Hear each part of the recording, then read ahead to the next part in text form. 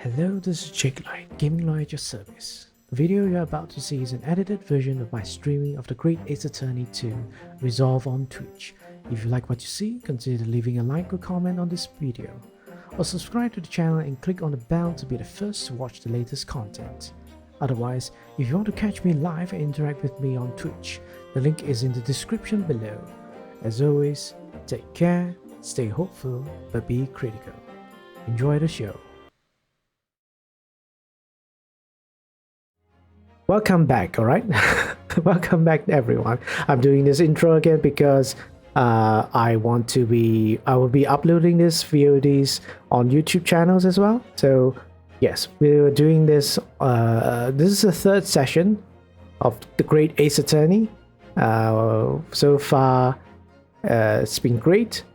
We're solving our first case in London in the second game.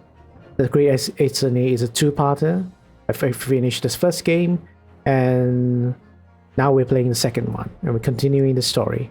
So this time, we're, how do you say, the accused this time is a previous character that has appeared in the past, and we're defending him again for some reason.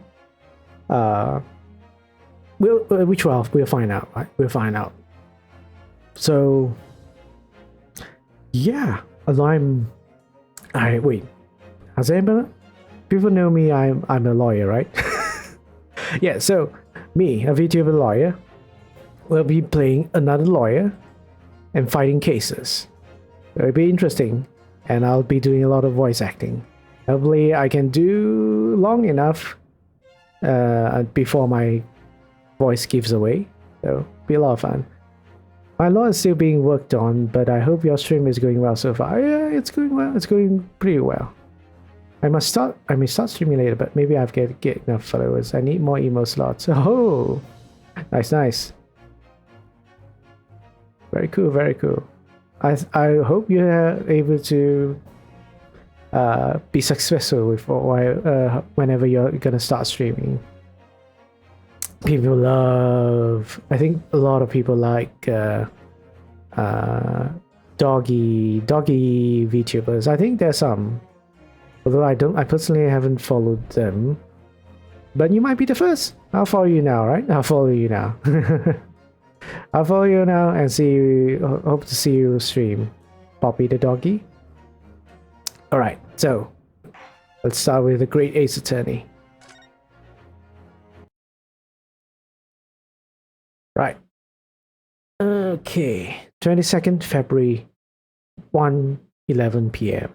Naruto's Legal Consultancy. No problem, Poppy. No problem. Well. So Ryunosuke is me, and it's not that girl. That girl is Susato. I am a lawyer. A lawyer. Ryunosuke is a lawyer that is only, how do you say,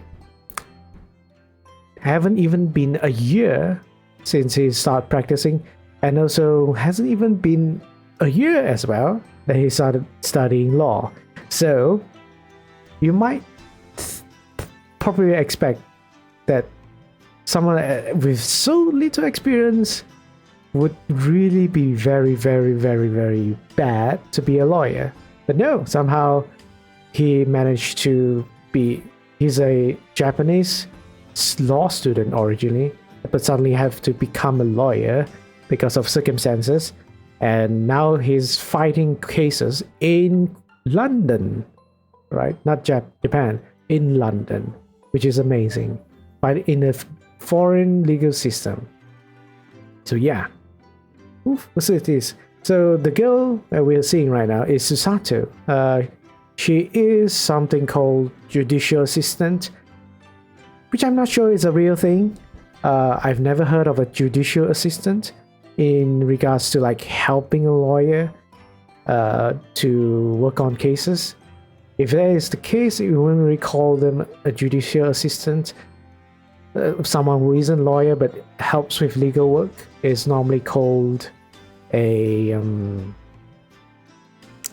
either intern or someone that is just chambering, like studying. They have the qualifications to become a lawyer, but they are studying. They are doing a pupillage. They are like a pupil, and the persons the lawyers they are helping with, most likely one of them is the mentor. So there's that kind of relationship. Or there's those that are like legal clerks as well as damn, I forgot the name of it, but something like oh man, totally forgot about it. Maybe I should check that out. I was one legal jobs.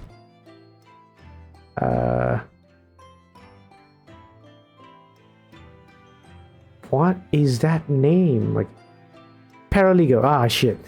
sorry. Paralegal. I was once a paralegal as well. I didn't work as a lawyer, but I had all the qualifications to become a lawyer. I just didn't want to be a lawyer, but it's a possible job position. So yeah. Anyhow, let's move on.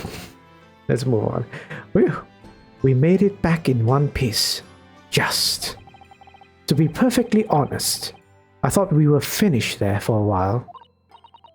Oh, I know. What a lot of close shaves. There are so many carriages on the streets of London. You're very nearly flattened several times. Oh, no, I didn't mean that. Yes, I know. It was a marvelous defense, Naruto-san. It really was. I was in awe of you. Oh, thank you. Oh, my wife is giving me some drink. So I say hello to Irene. Yeah. Ooh, hydrate, need to hydrate. Okay. And now that your fervent exploits have won us some more precious investigation time, let's see if we can't find some new clues for court tomorrow. Yes, let's do that. Is everything alright? I suppose I still can't quite believe it, that's all. That I'm here in England, working as a lawyer, I mean. In the Old Bailey, no less. Old Bailey is the term they use in this game for the highest court in London. Normally you call the highest court in a legal system Supreme Court, Federal Court, or I think there's another word for it. At least for United Kingdom. Highest court in UK. The Supreme Court. I think before that was something else.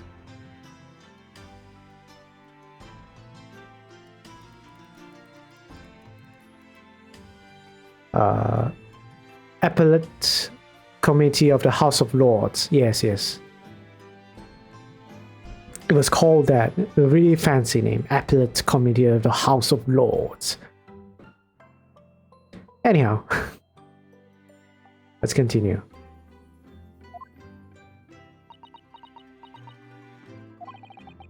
The truth is, it shouldn't be me, should it?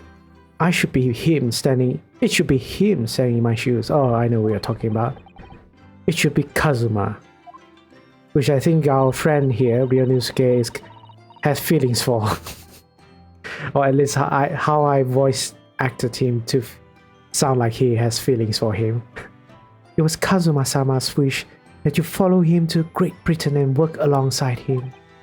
Yes. I mean, I never had the chance to ask him exactly why, but he clearly had a plan. I wouldn't be here today if it wasn't for him. And you're doing wonderfully, Naruhodo-san. I have no doubt that Kazuma-sama would say exactly the same if he were here with us. Thank you, Susato-san. Thank you. Damn. Right. I really like the the dynamic between us, the main character, and Susato. I don't know. Much better than the previous series that previous Ace Attorney games I played. Might be because the relationship between these two characters is more serious, more relatable, or reasonable. The others are kind of wacky and all over the place, but that's Ace Attorney for you. It was quite a shock earlier today, wasn't it? When the victim himself turned up in court and took the stand. I know. Not only that, but then finding out that he is actually a barefaced gas thief as well. Yes. That was certainly a surprise to us all. For a while, it seemed as though everyone had quite forgotten about Soseki-san poisoning the tea. Careful of your phrasing, Susato-san. He didn't poison anything. And there's more to this Mr. Shamspeare than we yet to know. I'm sure of it. Oh yeah, our supposedly victim / suspect is called William Shamspeare. If you look at his face, you probably don't like him as well. He looks like this. So yeah, William Shamspeare, age 31. Oh my god, he's the same age as me. The victim of the current case, a failed actor renting a room in the same building as Mr. Natsume's lodgings. Mr. Shamspeare certainly wasn't the noble, upstanding man everyone thought he was at first. What's become of him, actually? I was told that he'd be returning to the hospital ward where he was receiving treatment. Oh, which one was it then? Let me see. Ah yes, he's at St. Bartholomew's, or Bats as Londoners call it.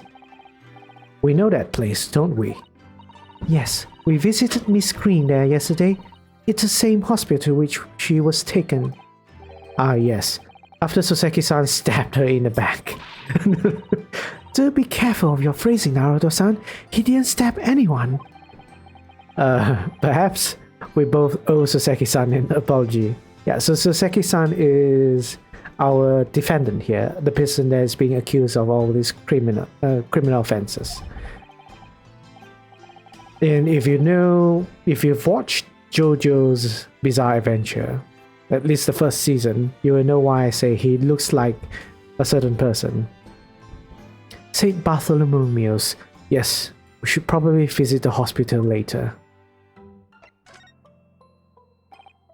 So, we know that Soseki-san took tea to the victim on the night in question. But as he isn't the culprit, then obviously... Yes, the poison surely wasn't in the tea. But if that's the case, how on earth did the poison get into Mr. Shamspeare's body? That one I'm not so certain. I have some theories, but let's not get too excited. I'm sure we'll find a clue at the scene. There must be something in Mr. Shamspeare's room that will help us solve this mystery. Well, naturally, Scotland Yard detectives have been over the place already. But it couldn't hurt for us to have another look around, I think. Definitely. And I'm desperate to know the outcome of the investigation into the tea leaf left in the bar of soap. Well, if we run into Inspector Gregson, we could ask him about that. Gregson, Inspector Gregson. I really don't like him. For reasons I can't say, because it'd be spoiler for the first game. Kazuma Asobi, the best friend I ever had, and a lawyer with such promise. He really saved my bacon in that horrible incident just before we left Japan. Kazuma! Also, coincidentally, his first name, Kazuma, surname, sorry, not first name, is the same as from the Yakuza series, the main protagonist for that game, mostly. which is Kiryu Kazuma. I really like him. No wonder I like this guy as well. I can still picture him now, looking so fierce and determined in court. And then after the trial, that crazy idea he came up with. As a stowaway? Yes, can fit inside my trunk if you curl up small enough, I'm sure. No one will know. Kazuma, won't you tell me why? Why go to this length so that I can accompany you to Great Britain? Well, it's been on my mind ever since we got through that trial that you really ought to go into law. Be a defense lawyer. You've got the natural talent for it. Believe me, I guarantee it. But I never even thought about becoming a lawyer. Well, I can't force you, obviously. You have to decide for yourself. But anyway, London is the cultural capital of the world, the city at the forefront of everything. It can't hurt for you to see it with your own eyes. No, that's true. I suppose, though, if you were to become a lawyer, then one day... One day what? Oh no. Never mind. Huh? So ominous, so not suspicious at all. Naruto-san? You just spaced out for like 5 minutes. Oh, sorry. I was just thinking about Kazuma in a very wholesome way. Yes, he's forever in my thoughts too. To change the Japanese judicial system for the better, that was his dream. And that's why he so desperately wanted to come to Great Britain to study, of course. Yes, that's right, but... Yes? I do wonder if his true intentions lay elsewhere sometimes. I don't know. The thought just takes hold of me every now and then, that's all. Kazuma's true intentions. Naruto-san, what do you mean by Kazuma-sama's true intentions? I mean this katana that I carry around. Just open carry it. Like, I actually know how to use it, but I don't. His katana? I never expected to inherit this sword after Kazuma passed away, of course. No, I know. It was because I asked you to take it. When I have it at my side in court, I feel as though it gives me courage. Yes. Actually, the night before he died, he told me a little about the sword.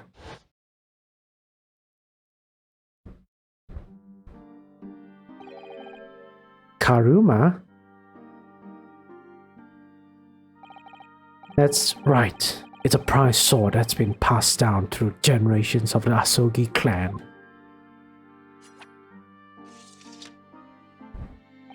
A Japanese man's sword is his soul, Yonosuke. I can't be parted from my katana. Karuma guides me. I truly believe that.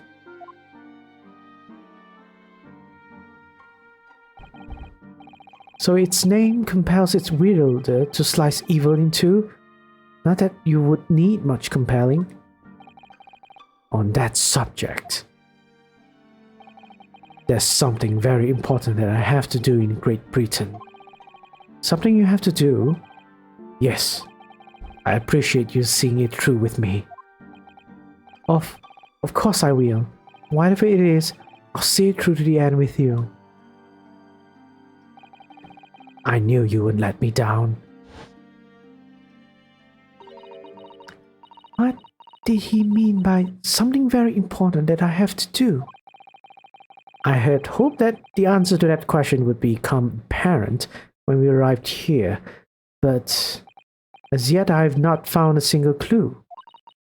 I see. Alright, guess that's all. Time to move.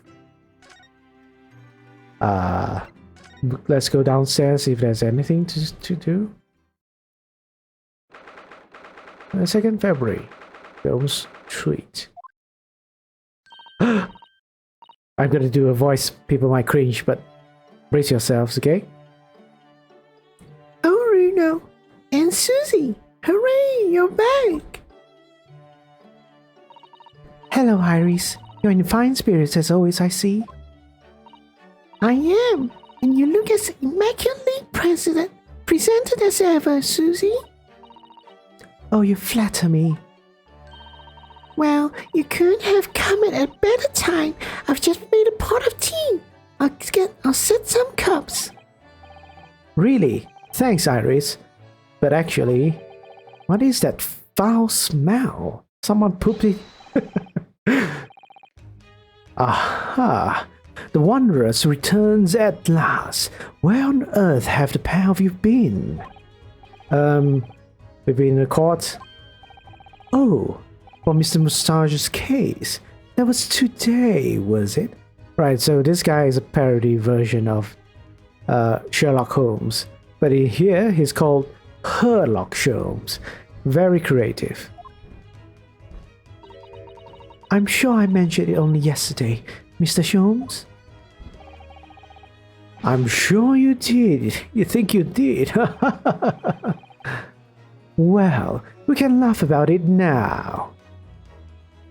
So tell me, how did the trial go? Reasonably well so far. We've managed to escape without a guilty verdict at least. Really? I would have liked to see it.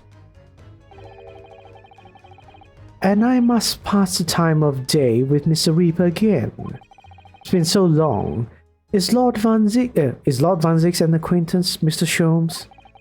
Naturally. There's not a person in the world who doesn't know my name, Miss Naruto. Not quite what I asked, but still. Mr. Sholmes, whatever is that odor? Did you shit your pants?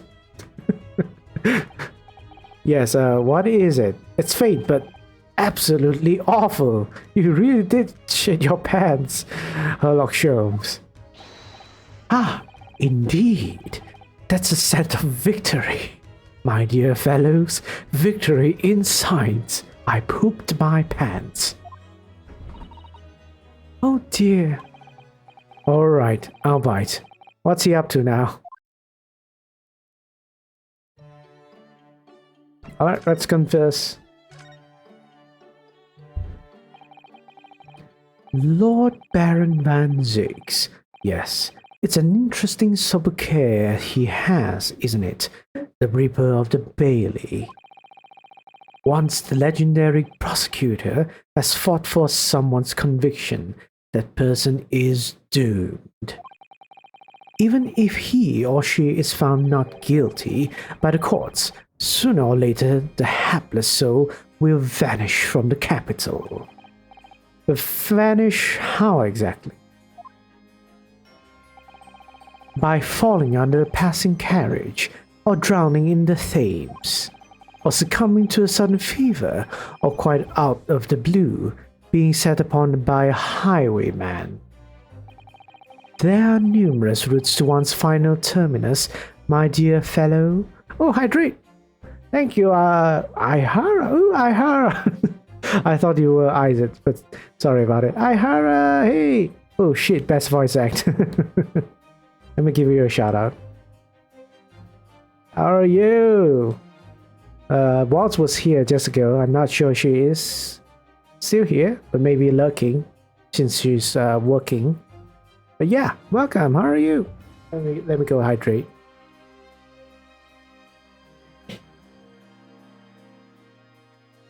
Drinking my wife's what do you call this?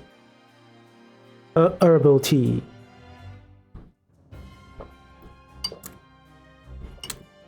Thank you for a shout out. No problem. I'm fine. Just deciding what to do for lunch. Oh man, it's pretty late. Should have your lunch earlier, Ihara.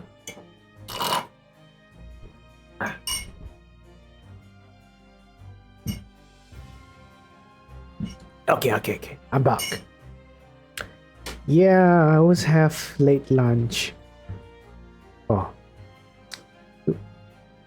Kind of like me.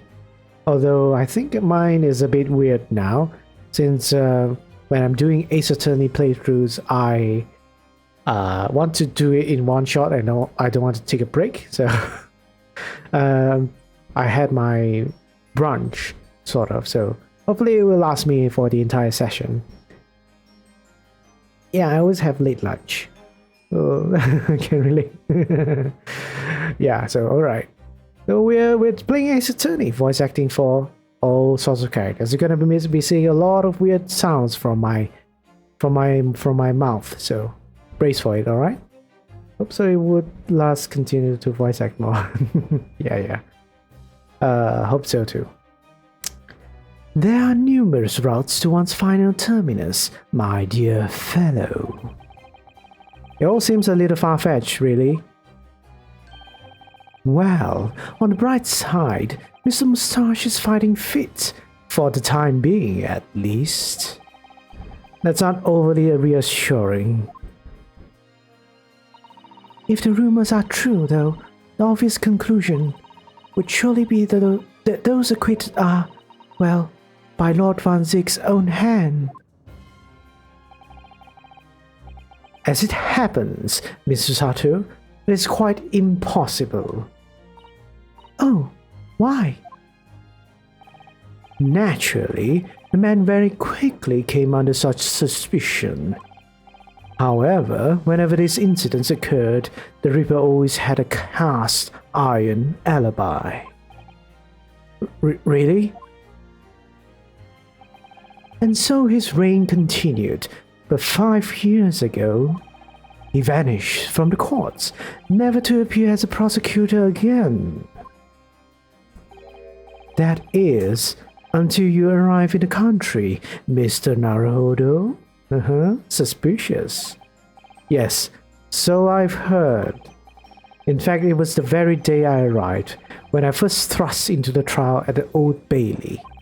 That bitter fight to the death coincided with the Reaper's resurrection, and really did end bitterly indeed. And here you are, facing Mr. Reaper again. Poor Bruno. I don't know if you're just incredibly unlucky or incredibly unlikable. I think it goes deeper than just me. I sense a general loathing. You like that, Aihara? Of all Japanese people.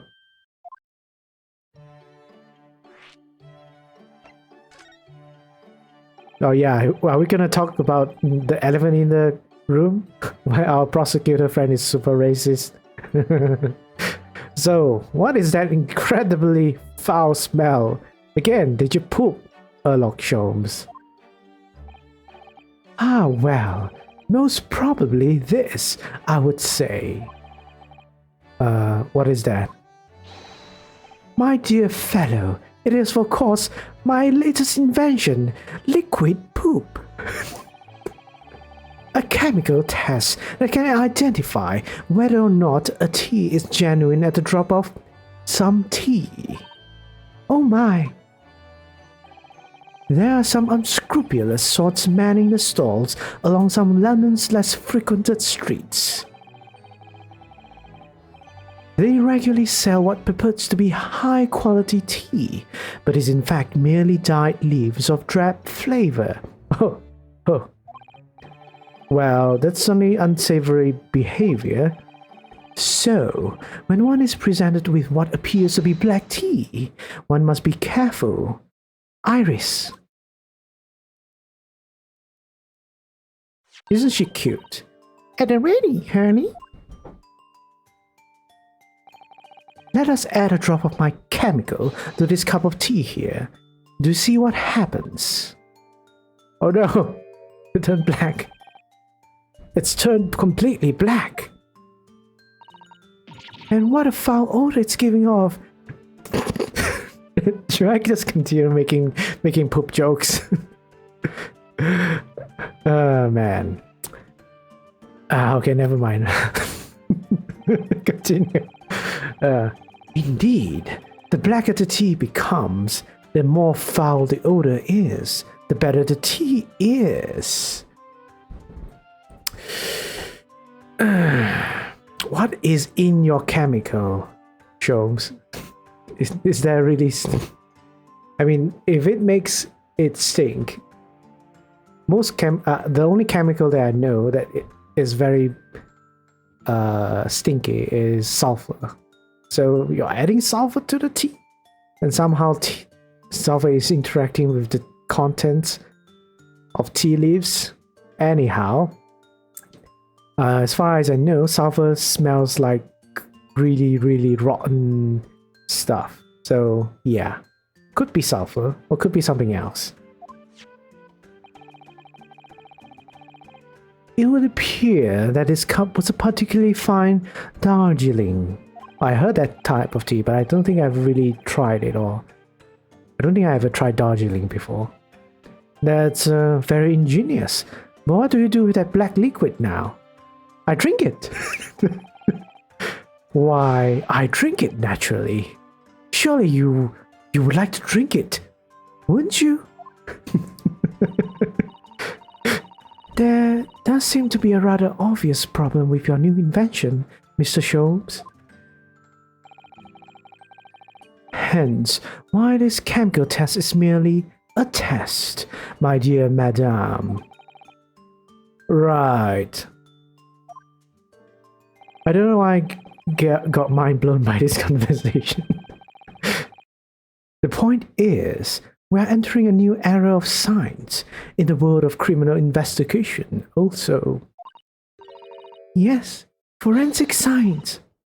Oh, these are such exciting times.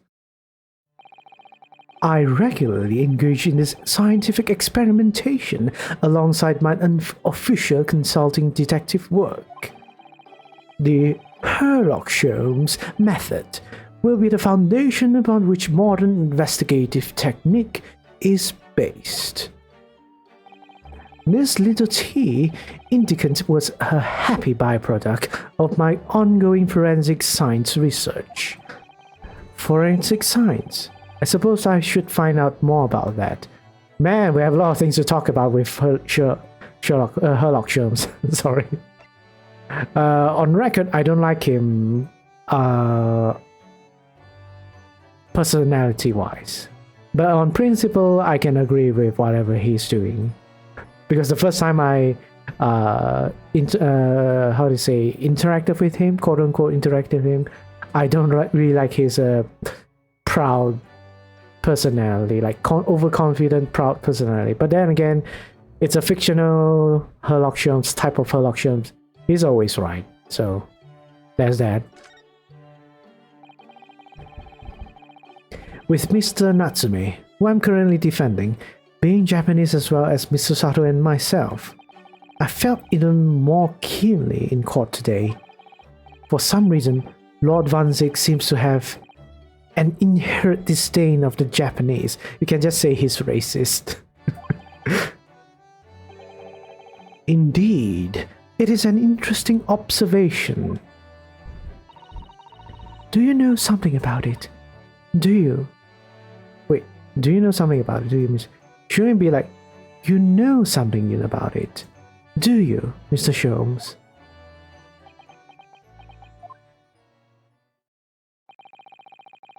It was about 10 years ago that Baron Van Zyck chose to enter the legal profession. However, before that time, the young man's closest companion hailed from the Empire of Japan.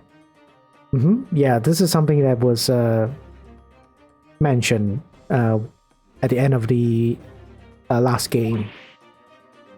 No! What the? Tell us more, Mr. Sholmes. What happened? I believe I've made it clear. I'm unable oh my god. I'm unable to tell you anything about the affair. Oh, but I say, I can't tell you. The veil will be lifted on the events of the past in due course. I have no doubt. For now, however, it is Mr. Mustache who is most deserving of your attention, I believe. Alright, forensic science. So, your T-test. Is that an example of forensic science? Indeed it is. An essential tool in cases that hinge on the knowledge of whether some tea is of high or inferior quality. Not a huge number of cases then. Perhaps a more practical example is required. Fingerprints? Not yet accepted in our courts as evidence, I might add. Really, we are dragging our heels there. I haven't even heard of them until recently. Which is partly why I undertake research in this field myself, of course. Does that mean you're studying fingerprints, Mr. Sholmes? There are others in that field already, and I abhor the company of inferior minds. No, what I am researching is skin prints. Ugh, that sounds not good. Skin prints? A nomenclature of my own design, as is this chemical agent that makes it possible. Does it make your skin turn black and it stinks and it melts your skin? It instantly reveals objects touched by whichever person is under investigation. Brilliant, Mr. Sholmes. As long as it doesn't turn everything completely odorous and black. Yes, as I've said in my previous games, Ryunosuke's mind somehow is quite similar to my own mind, and that's why I really relate to Ryunosuke in certain aspects. I assure you, my dear fellows, you will witness my forensic talents in action very soon indeed. Right, we had all the conversations. Well, I think we should go back to the scene and see if we can uncover any new clues. That's the spirit, Bruno. See you later. Yes, until later. No, Mr. Sholmes. We were thinking you'd come with us. You were? Yes, of course. You said so just a moment ago. You said we witnessed your forensic talents in action. Yes, I do recall something along those lines. But you go on ahead. I shall be sure to follow you later, in all likelihood. Probably. Maybe. Well, I might. Your commitment astounds me. Oh, thank you, Mr. Sholmes. We'll eagerly await your arrival. Bye-bye, Bruno. Bye, Susie. Is it weird? Tell me it's weird. So I can how do you say, be at ease that I am never gonna be able to voice act any cute things. Right, let's go back to the crime scene.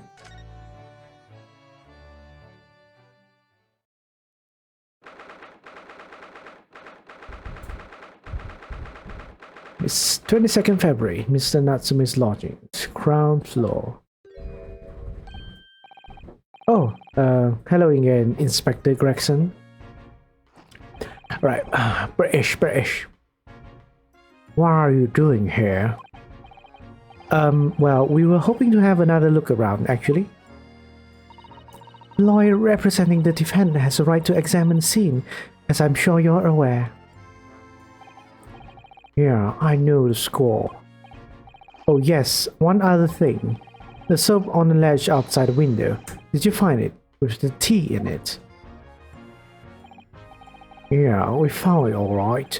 And there was a small amount of tea in it, as you said. I knew it. It's with the identification section at the yard now. They're looking at it. The results should be available later today.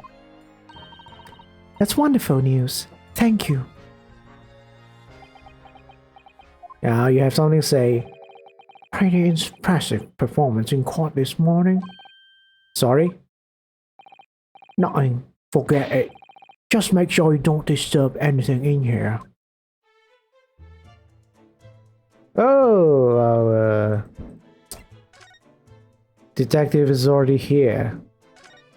And it seems like there is something new, which our detective is maybe looking at. But yeah, let's look at the objects again. If you ran out of change, you wouldn't even have any light, let alone heat. For the needy, London's winters can be very harsh. Really enjoying your stream so far. Keep it up. Going to sleep now. No problem, Ambi. Have a good night's sleep, alright? Have a good night's sleep. Hope to see you soon. That's true, but if you think about it, even the wealthy would find themselves freezing if they ran out of small change. London's winters can be very harsh for the forgetful too, then. Frankly, I'm starting to wonder if Susato-san and I are going to make it to spring. That's true. We don't even have a meter at Baker Street, let alone a gas stove. Look how dark the stain on the floor is underneath the meter there. Yeah, that's always been on my mind. Yes, from all the water dripping out after the ice coins melted, as you established in court this morning. It's a very large and obvious stain, isn't it? Mr. Shakespeare must have used an awful lot of ice coins, I suppose. It was an ingenious idea, I'll give him that. Right. Well, I think that's pretty much what I can talk about. Let's look at the teacups again. Ah, the ill-fated teacups from which the two men drank on the ill-fated night. During their heated literary debate, yes. Who's stronger, Romeo or Juliet? It sounds like it was quite a discussion. Now I think of it, I'm sure that the two lovers in the play ended their lives with poison. That's fiction, Mrs. Sato. Let's hope it stays that way. Right, so it turns out that Mr. Shakespeare wasn't eating the soup at all. That's right. The mystery of why he had it on a plate whilst holding a fork in his hand is solved. Yes, to prise his latest ice coin out of its mold.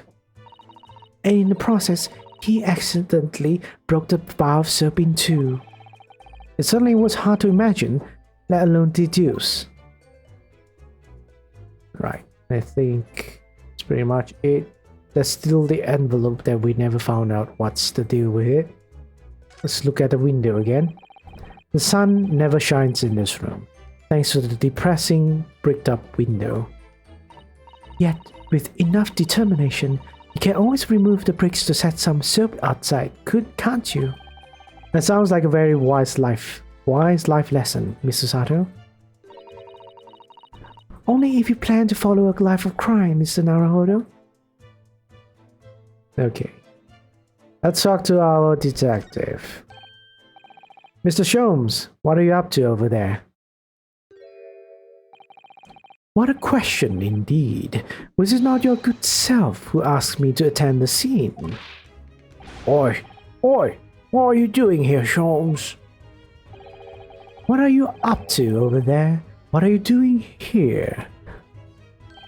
Dear me, once a great detective, one is always under scrutiny, it seems. It's now the time, Mr. Sholmes. Are you about to show us your forensic talent in action as you promised? With the greatest of pleasure, my dear madam. Right. What's all this? All this is precisely what you requested, Mr. Naruhodo. Sholmes' sensational skin print Seeker gun. Moments ago, I took a sample from the teacup that was used by the victim. A sample from Mr. Shakespeare's cup? Each individual leaves microscopic secretions on everything he or she touches. A sample of those secretions is all I need to produce this, a refined indicator solution. By liberally spraying the room with this chemical, everything the victim touched is instantly revealed with the aid of the goggles. Here, try them out. Wait, try them on. There. Now spray in a chemical indicator about and all will be revealed. Spray? How do I do that exactly? A little press of space on the area you're interested in is all that's required. Like this. Ah, what is that stuff? It's like a fog. The suspension of the chemical indicator in a pressurized gas is the most efficient way to cover a large area. There was another invention I discovered instantly while I was developing this idea. As you do. Go ahead, try it, my dear fellow. We may learn something interesting about the victim's movements on the night in question. Well, there's nothing to lose, I suppose. Let's explore.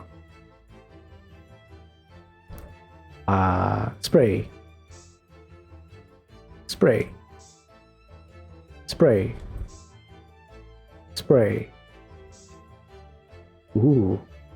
Spray. We're gonna spray everything. Spray. Spray. Spray. Right. No more? Over here. Ooh. Look. There are dozens of handprints here. Here. So there are. A great many indeed. So much so that it's hard to make out any one individual print, in fact. But it sends a chill down my spine. Perhaps he was leaning against the wall while he admired this picture. This looks really not right. Hey Poppy, okay, I'll go and walk around through the universe. Alright Poppy! Thanks for teleporting by here. It was nice chatting with you. Good luck, Poppy. See you when I see you. Here's some more head pats. More head pats. Hey. Alright, I will have fun. Hey. Hello, Hui Moon. Welcome to the stream. Opens the wormhole and suddenly jumps in it. Alright. Bye-bye. Okay. Perhaps he was leaning against the wall. Oh yeah, I was commenting on this. It looks very so this looks really sus. Alright, hey, headpads. It looks very sus. But in any case, let's not comment on it or dwell it for too long, right? There is a lot of handprints. Sus. Yeah. Unlikely, I would say. It's a rather dull scene after all. Oh, thank you for follow, Moon. May I ask how you found out about me? But yeah, I am Jake Light, gaming lawyer, also a real life lawyer as well. So pretty, how do you say? I'm not sure how you phrase this, but yeah, a lawyer playing another lawyer. So, but then again, I love Ace Attorney games, so not weird for me. And oh, just going through the Ace Attorney game. Oh, okay, I see. And without wishing to state obvious, you won't generally admire a picture from such close quarters, I feel. Oh, very true, Mr. Sato. It's a bit of a mystery then. So, well, in any case, Moon, how should I call you? Queen Moon or Moon? But if you have any legal questions you want to ask, feel free to do so, alright? I also accept any kind. Since my platform is just for entertainment, it's also for education. Moon is good. All right. I'll remember that. Okay. It's a bit mystery then. Right. Let's continue spraying stuff. Good thing there's no. Do I want to say this? Yeah, all right, I'll say this. Good thing there's no bed of any sorts. Man.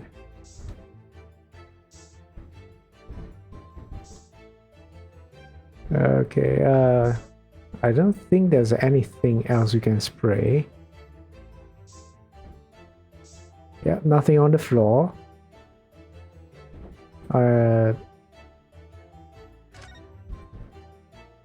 It says something else? Have I not sprayed everything?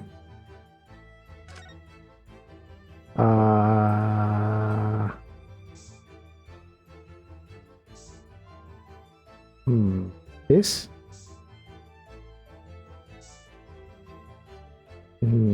What else have I not sprayed?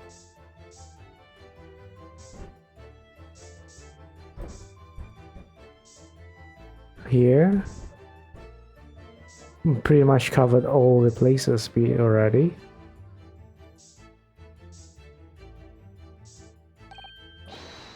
Wait, they are saying the same thing here again.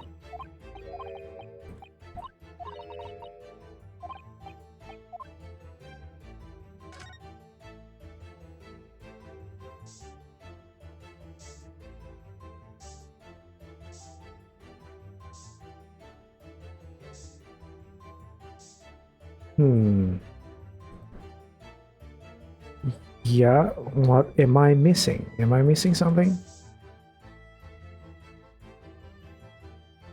Is there something supposed to trigger? I mean, the cups, chairs, I sprayed the chairs. Sprayed here already, that's why it has the stuff here. Mess. No clue. Also, I'm playing the second game, not the first game. So, if you're like don't want to, no, what sort of Ace Attorney games you've played? Why are you browsing Ace Attorney tabs? Actually, have you played all of it? Play the entire trilogy. Oh, okay. So the first 3 Ace Attorney games. Yeah, the Phoenix Wright. Okay, spray.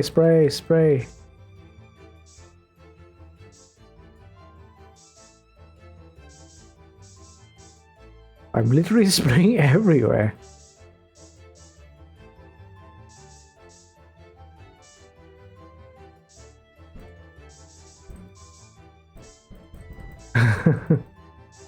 Okay, am I stuck or something? I feel like I'm stuck. Oh, okay. Somehow I missed this spot. I don't think there's anything left. Yeah. Apparently there is. There's new games, so I was curious about it. It's kind of new, I would say, but this is like a prequel to everything. Or a spin-off, because it sets in like sort of a industrial age of Japan and London, but mostly London. So we are supposed to be playing an ancestor of Phoenix Wright, I think, because the surname of Ryunosuke is Naruhodo, which it is the same surname as Phoenix Wright in the Japanese version. Imperial Japan? Yeah. Industrial Age. So we're like in the British Empire right now. So we're supposed to be playing the ancestor of Phoenix Wright, which is apparently Japanese. So far I can't really say there's any connection to the modern games. But this is his own spin-off, and it has 2 games. I'm playing the second one, and literally it's like the first game, but after a few months only. So I played the entire first part of the game. It's all in my VOD YouTube. I do upload Let's Plays last time, so right now I'm doing a stream of this as a continuation. But yeah, it is so far most of it is fun, except for some certain gameplay mechanics, which if we are able to reach that point, I'll tell you about it, why it sucks. Anyhow, yes, interesting. Wait, it's Sholmes. Yes, interesting. A multitude of the victim's handprints. What? Why are there so many of them on the floor in this one spot? Very sus. Very sus handprints again. Was the victim doing push-ups on the floor or something? Yes, push-ups. Weird push-ups. Oh, perhaps he had a bad fall just here every time. There's nothing obvious that he would have tripped over, though, is there? I wonder. Personally, I often stumble when there's nothing obvious to trip over. I think there's something only a great detective would do, Mr. Sholmes. Mr. Beginning. Well, this is quite a puzzle. Handprints all over the floor. Yes, there's no obvious explanation. Except, secrets. Well, we sprayed Mr. Sholmes' amazing quote-unquote skin print indicator all over this room, didn't we? We did, but there are 2 places in particular that are of interest, I would say. Ooh. The handprints on the floor there, and on the wall by the picture, you mean? So if you like Moon, if you really like Ace Attorney, you might like my streams, I guess, because a lot of my designs and overlays are like Ace Attorney inspired. Like over here,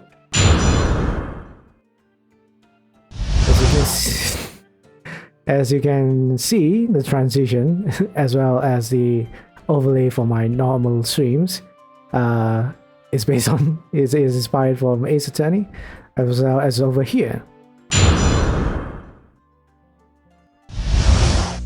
as well. Quite literally from the trilogy or the main series. So yeah, let's go back.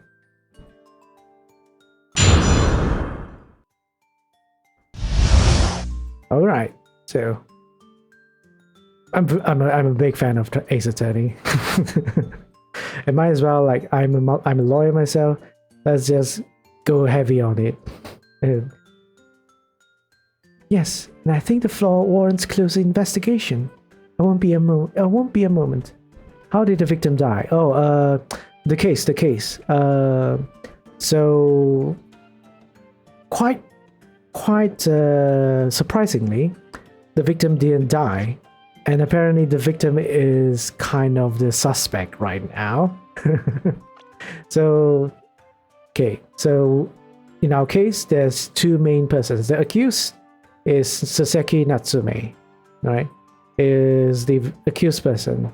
Then the victim / suspect so far is called William Shakespeare, right? He is supposedly been poisoned by something, which he tried to pin this on our victim, our defendant here, not victim, our accused here, saying he poisoned with whatever tea he brought to give William.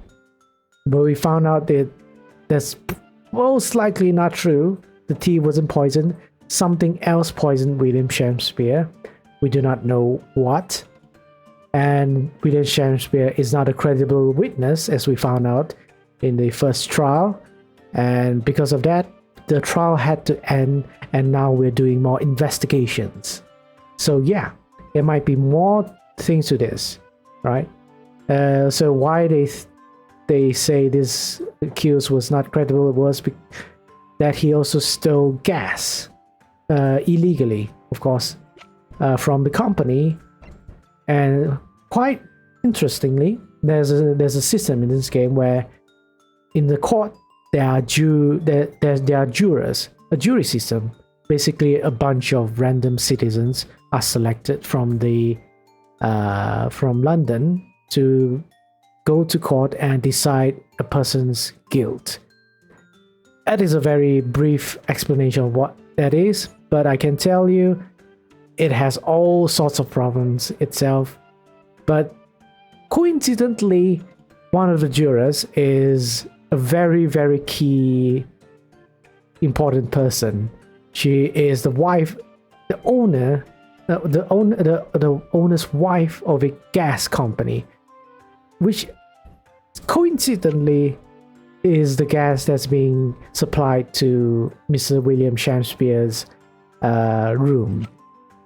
So because of this, we were able to manage to find out that he was stealing gas through all sorts of statements as well as evidence. So that is the situation we are right now. We're investigating more. We're investigating why. If there's anything more to this, why is he stealing gas, and why is he being poisoned, or did he poison himself? And that's the question we have to find out now.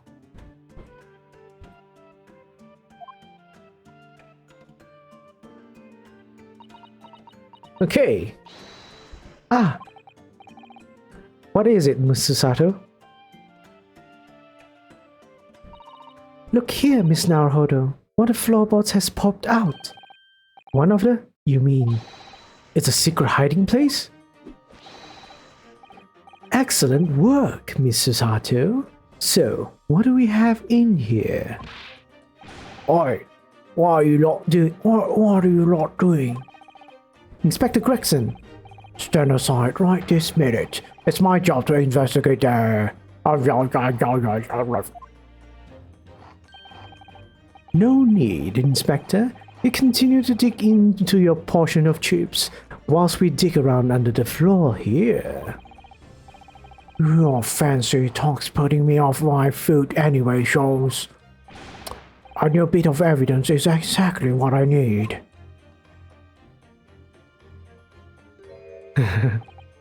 Wow, a secret hiding place under the floor. What a find. It's not a hiding place you make use of in Japan. I don't think I could lift a straw tatami ham at. No, I know, but I never expected one of these wooden floorboards to move either. It's got me wondering about the wall over there too.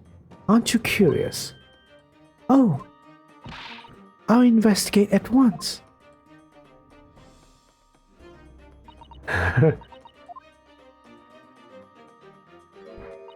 There's nothing behind the picture, sadly. Only the wall. How disappointing.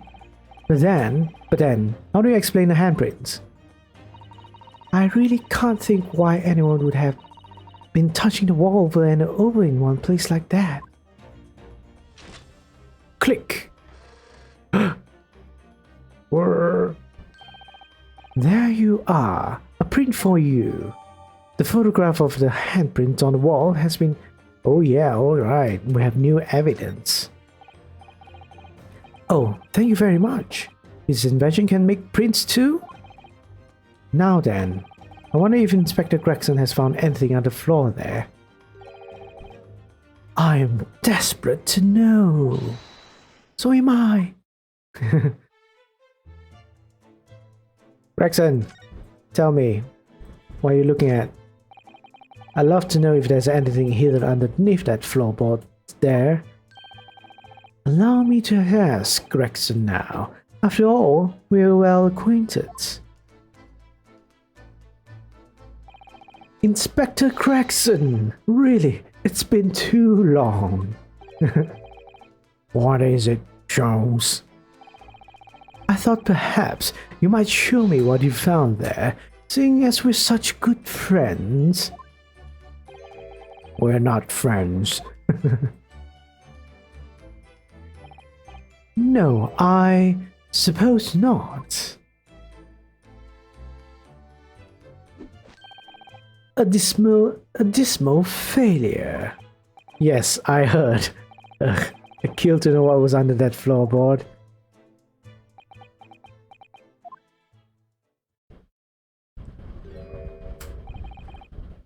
Alright then, fair's fair. What? You did discover the hiding place after all. I suppose I should at least fill you in. Really, Inspector? Thank you. Do it quickly, my dear fellow. If there's one thing I know about this man, it's that it blows with the wind, as fickle as the weather. Oi, stop making me out to be some kind of knot. There were 3 items on the floor there. A newspaper clipping, a photographic print, and a tin box. Now, what do you want to know? Can you just show me the thing? Looks like this was cut off on the paper about 3 months ago. It's about a convict who got sick and died while he was serving up time at Chester. Hey, more evidence, yeah. How terrible. It made headlines down here in London as well. The bloke had been sentenced to death, you see, and nature got him first. Oh my goodness, it committed a capital offense? Man by the name of Selden, nasty piece of work, into burglaries and murder. They say the hoard he knocked off was worth about £1,000. A hoard? Of treasure, you mean? Jewelry and the like, but he'd hidden it somewhere, and no one knows where, and now he's dead. The papers love it, of course. £1,000 lost en route to hell, or some such was the headline. Does it not strike you, though? Why such an article would be so carefully ensconced under the floor?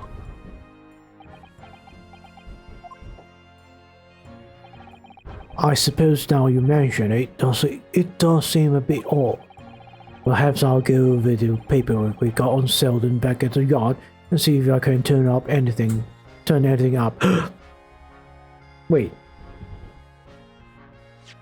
Why were they talking about Selden?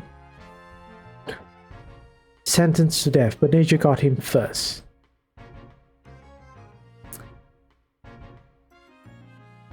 Okay, I have a suspicion, but anyways, I want to see the picture. Newspaper clipping, sorry.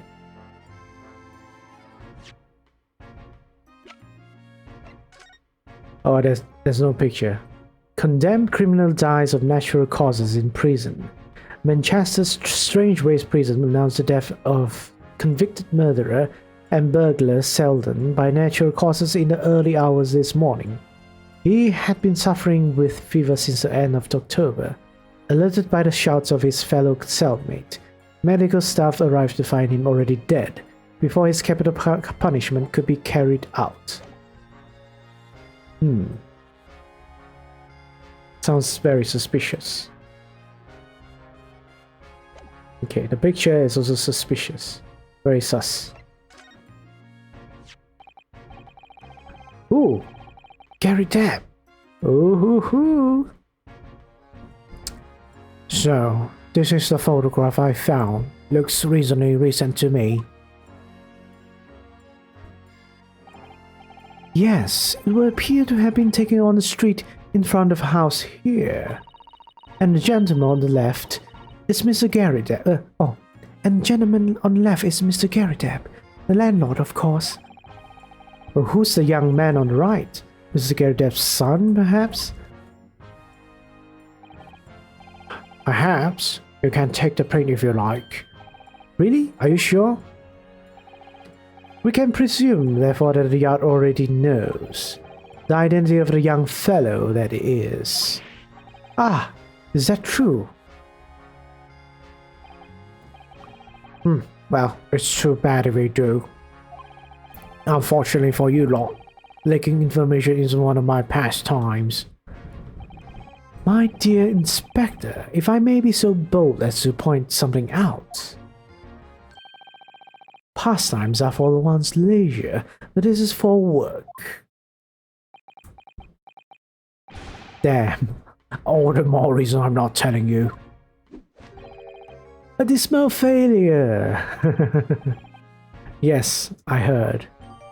The hidden photograph as we enter into the court record. Alright, let's look at the photograph. Is there like a back part of the photograph? No. No, there isn't. But I think I can ask this. Ask this question. Ask about this photograph to someone. If he's still there, of course. I wonder why a photograph like this was hidden on the floor. I mean, Mr. Shakespeare himself isn't in it. Photographic prints are still rare treasures in the East End. I imagine Mr. Garrideb was rather delighted to have been immortalized. He probably made a proud present of it. Tin box. Now, this tin box looks interesting, doesn't it? Might I suggest, Inspector, that you open it? If you were to find something inside that reveals the truth behind this case, I wouldn't be the least surprised. Yeah, funnily enough, I've already had a look. It's completely empty. What? Shakespeare, give us a clue, man. You didn't even have the chance to utter a word, Miss Naruto. But anyway, at least we found out what's inside the box. Yes, thin air. It's empty. Rather like how I feel inside. Is there nothing more to this box? Then, I wonder. Give me the box. Meow. Ooh, wagamo. Something like that. Cat, hello. Oh look, it's that lovely little kitty cat. What was his name? It's Mr. Natsume's, isn't it? I don't think we ever asked him, actually. Meow meow meow meow. Oh, Wagahai. Why don't we call it Wagahai? You know, like Mr. Natsume refers to himself in Japanese. Ooh, okay. So that's why. I wonder how he got in here. Clever cat. Oh, wonderful. Well then, Wagahai, here's something delicious I bought for you from the cat's meat man. Ooh, that kind of looks delicious. Yum yum yum yum yum yum. Are you gonna tell me a clue? Oh no, you're just gonna sleep. How useful. Hee hee.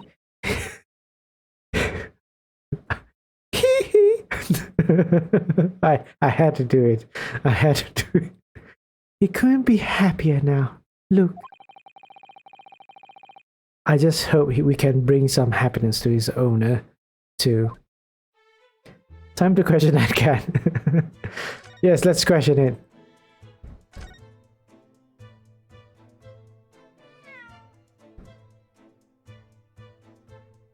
Yes, very cute.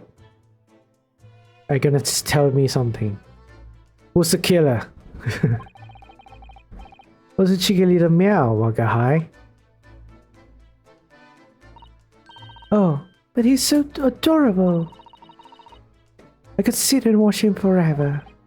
I think you may not appreciate it after all. After a while, and we have an investigation to get back to. Okay, that's it. Okay, that's pretty random. Did we get to... Apparently not. We didn't receive the tin box. Damn it. Okay then. We can't... I'm pretty sure there's a mechanism to trigger something, but Okay, never mind. Guess we can't explore anything further. Right? Oops. I already investigate this thing.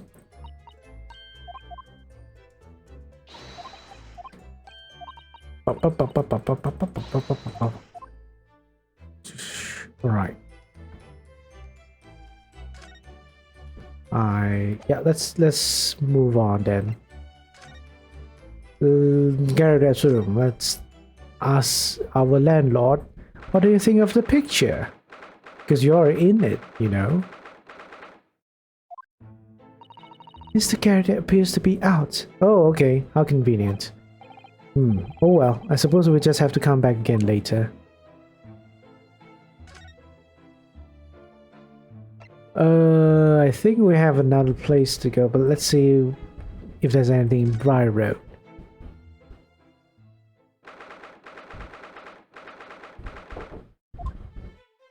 Nothing on Briar Road. Alright then. Hospital?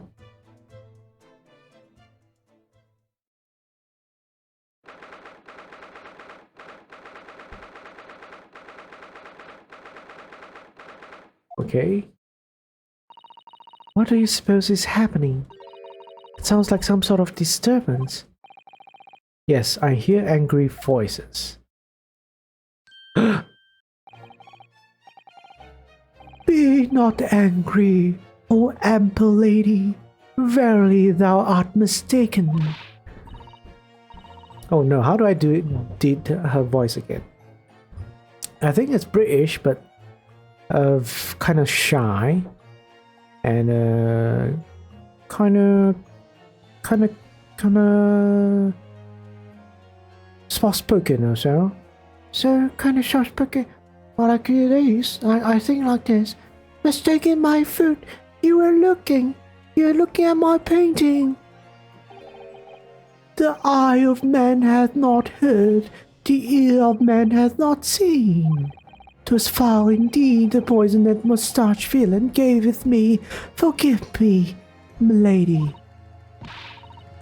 I wish that you'd died from that poison. God have mercy, ample lady, but thou seest I have vigor still. Behold my Shakespeare dance. Oh no, he's harassing the woman. This looks rather ominous, doesn't it? You want to punch him? I want to punch him. Ah, lo, 'tis the lawyer from land whence riseth the sun. How now? What are you doing here, Mrs. Shakespeare? Mary, I do believe I am returned unto another ward. This dude is so obnoxious. He was looking. That's what he was doing, looking at my terrible work. Eastern fellow, so darkly clad. Faith, thy word in court this morning was wonderful. I do applaud thee. Wait, isn't a green the person in the photographic print? No. I think it's someone related to her. That's my suspicion, because she also has a picture of him. The paintbrushes, yeah. I mean, yeah, the accessories, the overall aesthetics looks the same, but we're not sure. We're not sure who that is. What's the relation between them? Oh well, thank you. But that doesn't mean things will go so wonderfully for you tomorrow, does it? Yep. It's threatening us somehow. What? How did you bend it back?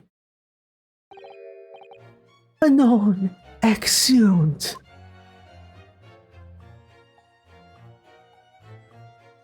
And he fades away.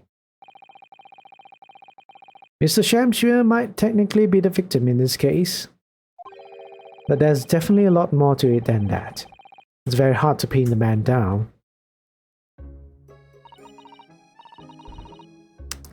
I'm so sorry. I'm such an awful person.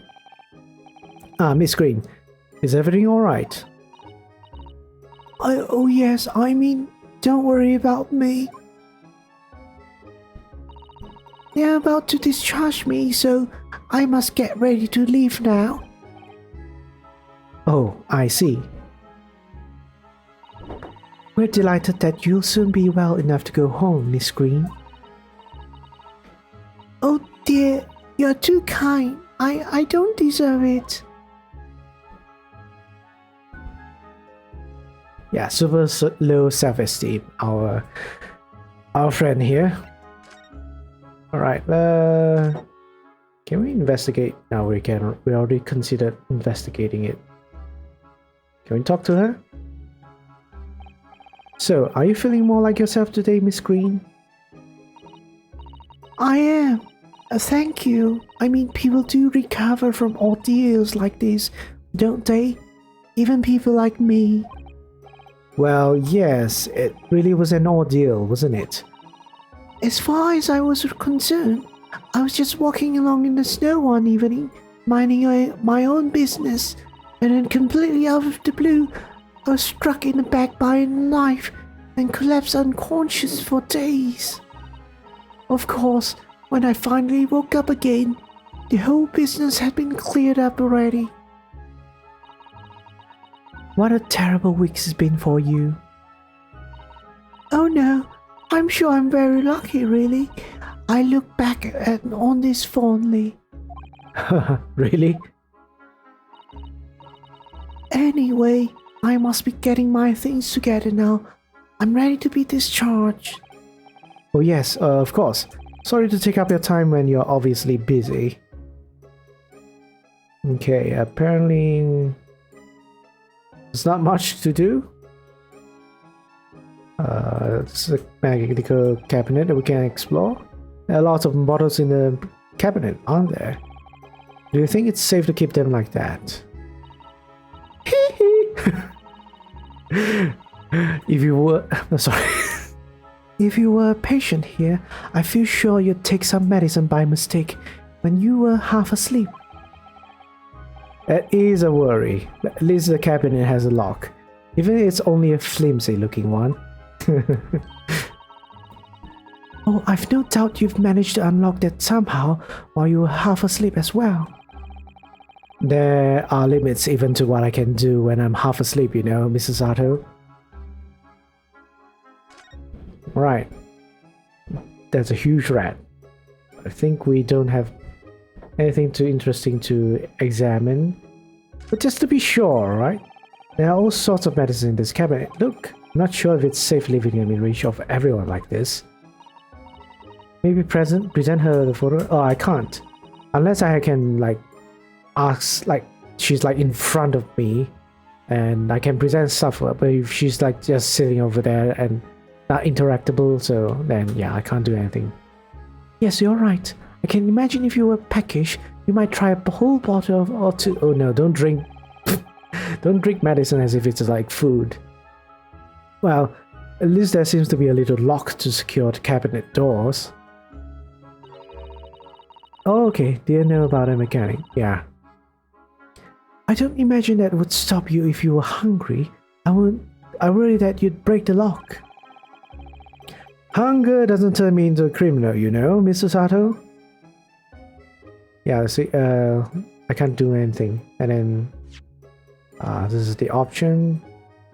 And can't present anything. Yeah. So that's that. So we can explore that, and we have to move on. I think the only place left we can go is the prison. And we'll go back to Gary Depp's place and see how, if Mr. Gary Depp is back. Oh my god, by the way, please tell me if I'm backseating. I will try to reel it in. Oh no, you're not backseating at all. It's not like you've played this game before and you're just guessing. So it's okay. It's okay. As long as we're not spoiling you anything, really. It's more like since you haven't played this game, you're being spoiled though. So we have a friend here who is like think a reference to JoJo's Bizarre Adventure anime. Oh, Mr. Natsume is back. So he is. Mr. Natsume, hello.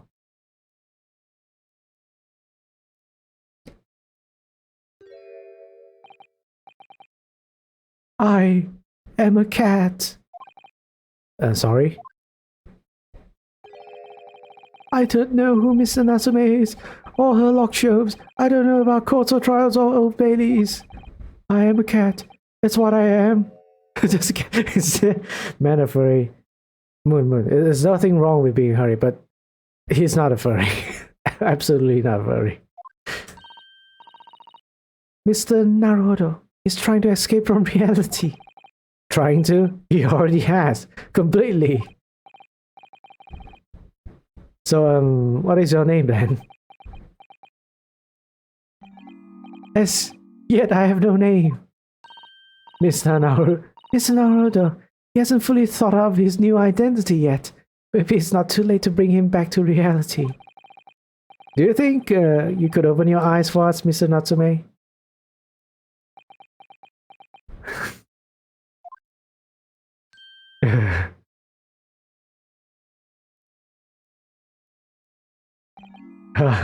I'm not a cat. It worked. It's back in the real world. What's going to become of me? No! Porter is so out of it. Don't answer that. It's obvious. My accursed soul is never going to escape this accursed fate. Mr. Natsume, no. This morning's proceedings in court prove that there's hope. Yes. Lookups to the Mr. Naruto Esquire was brilliant, but the Reaper is omnipresent in court, in my lodgings, here, there, everywhere. What's he looking straight at me for? I think perhaps there are some things we should discuss. You know, I'm gonna show my what you call the picture I have, the thumbnail I did, which why I say is like a reference to JoJo's Bizarre Adventure. Wait for a moment as I put it up. I've tons of thumbnails for my Let's Play for the first game. Let's see.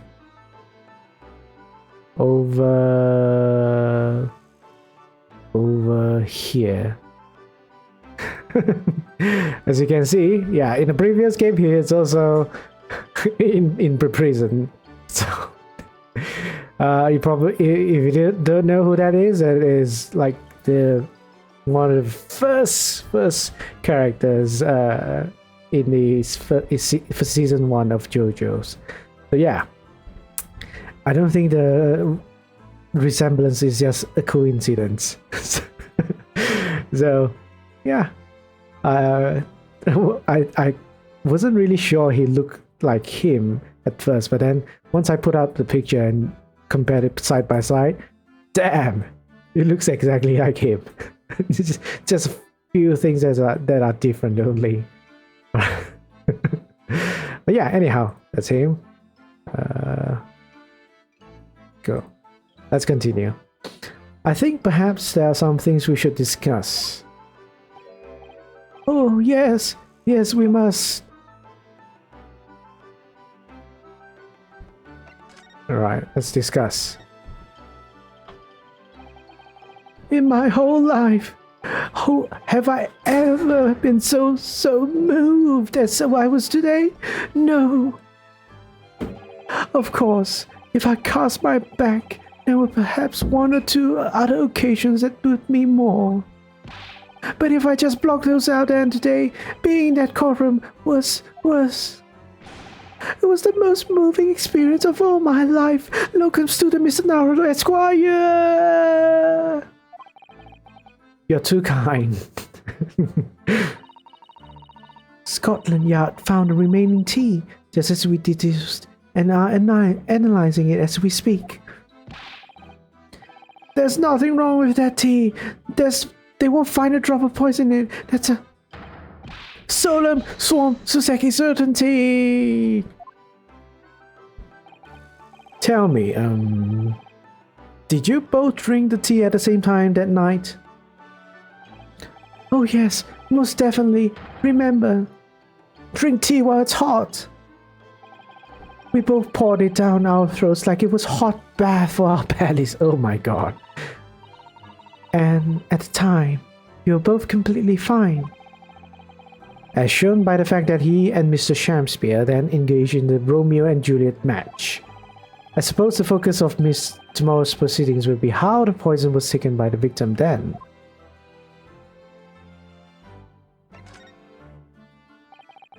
That rotten Shakespeare, what have I ever done to him?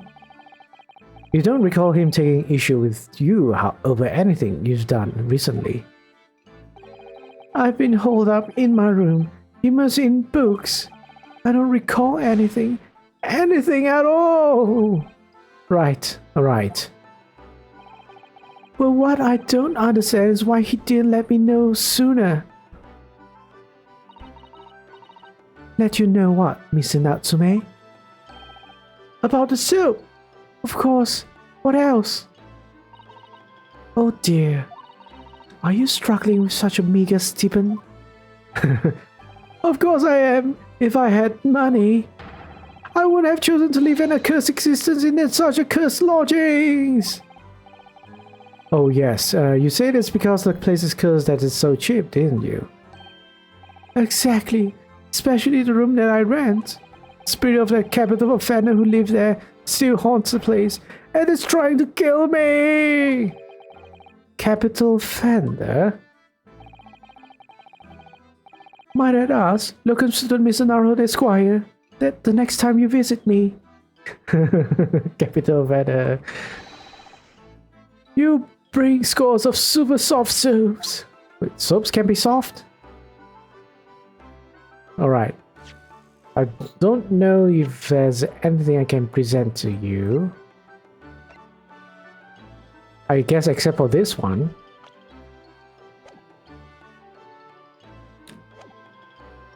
Present.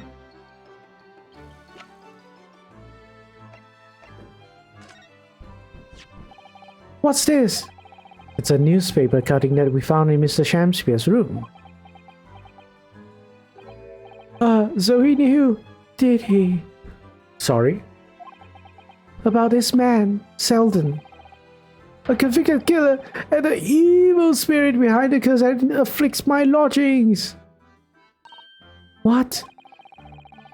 He's already taken one young man's life, and now he's trying to take the life of another. A miserable, sad, much maligned Japanese man. Mr. Natsume, if you know something, please, you must tell us. Tell us everything you can about this evil spirit.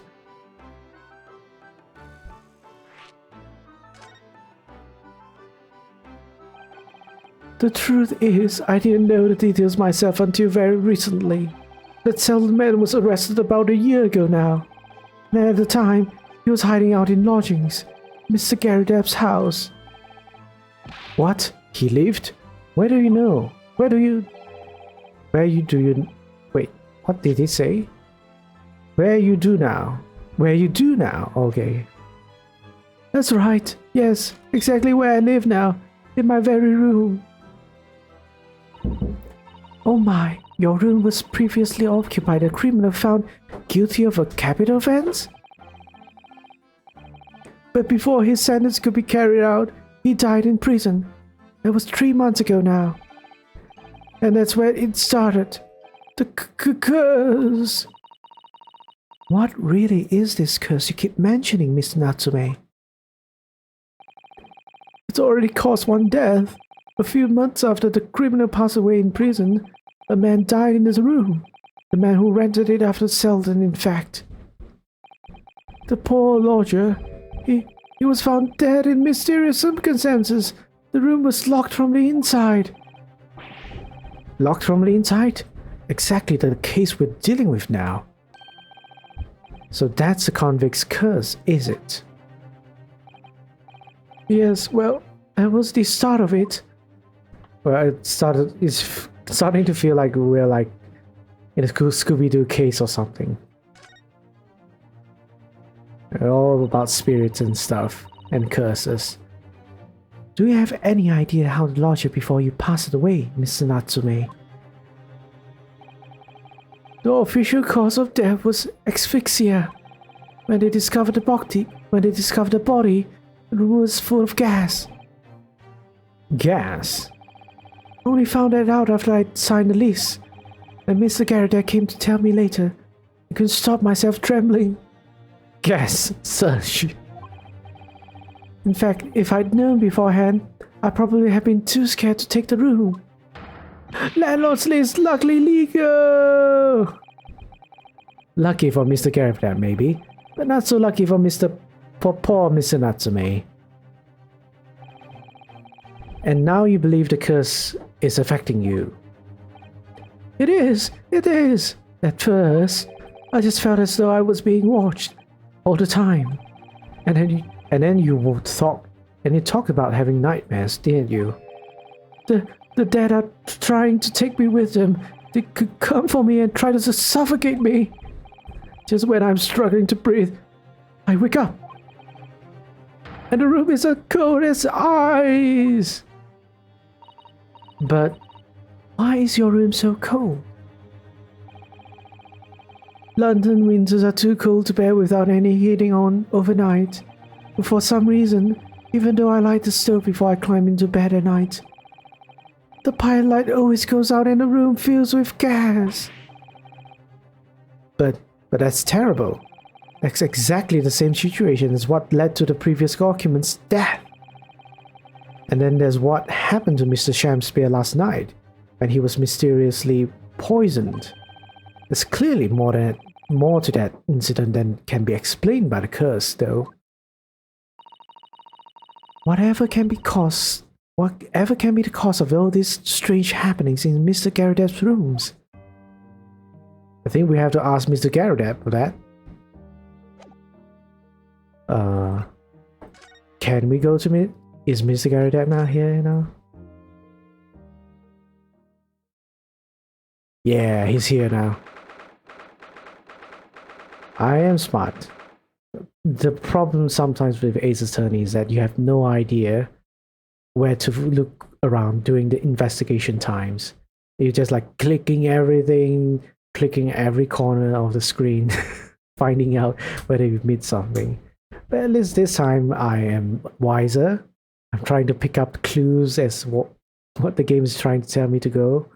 So yeah, good. I hope I can continue this streak. Ah, you're here now, Mr. Garrett. Right, but... Oh, how do I do his voice? Old man's voice, but like a captain or something else. Right, Polly business it is for me, you know, getting out and about. Were you at the Old Bailey by any chance? Naturally, fate of my lodgings hanging on the balance and all that, not a trial to miss. The fate of what's already been dubbed your haunted lodgings, yes. Of course, the place has caused quite a stir around the capital of more than one occasion already. As old haunted lodgings or some such. Ah, well, at least he knows. Makes you wonder what the blazes is going on, don't you know? Yes, I'm sure it does. In fact, thinking back to Mr. Natsume's other trial just 2 days ago, you were at the Old Bailey then as well, weren't you? Testifying with your wife about what happened.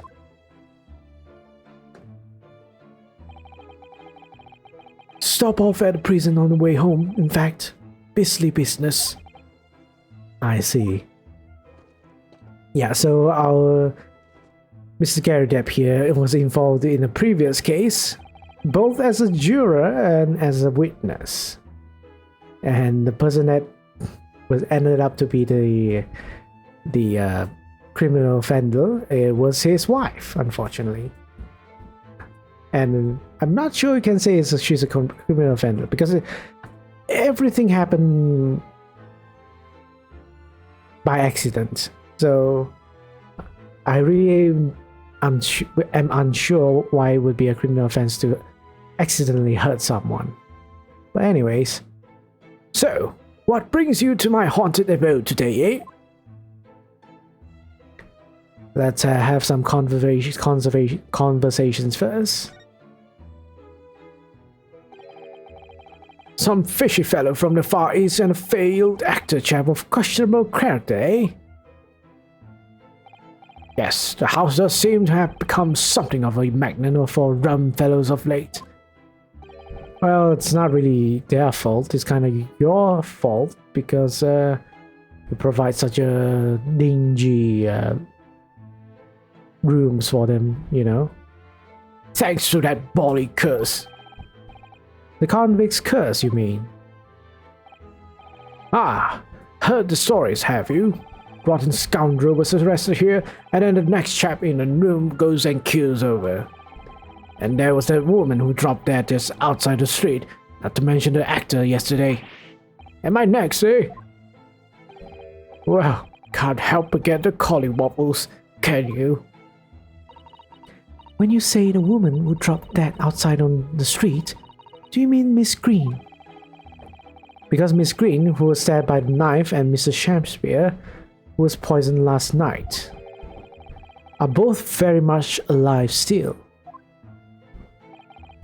Yes, well, so is that blasted convict's curse, it seems.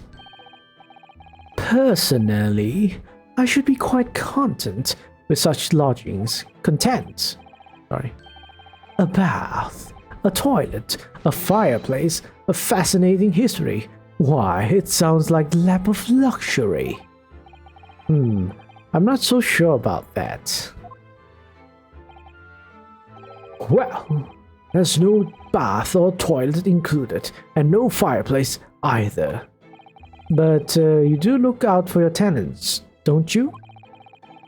By watching the rise and fall of flames in your gas lamps up here. Yes, never hurts to keep an eye on things, in case there are any mishaps or such like. I think you've had your mishap already, sir.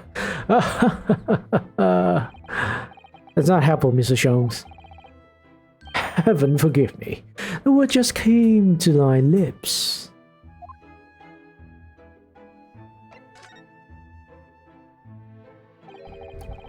Some fishy fellow from the Far East and... Wait. There's no need for that, Mr. Gary Depp. That's right. Mr. Natsume is in no way fishy. He is undeniably peculiar, however. Is it right that he took the vacancy immediately after the previous tenant passed away? Yes, that's right. I asked the estate agent to find someone. He popped up the very same day. Never came across a chap so keen for a place with a background, as it were. I don't think it was the room's background he was keen on so much as the cheap rent, actually. So, how long has Mr. Shakespeare been lodging under your roof? That failed actor chap. Let me see. Oh, of course. Yes, it's been 3 months now. Quite sure of it. Only 3 months. It's quite new here too, then. 3 months. Hey. I think my suspicions is getting less and less suspicious and more truth.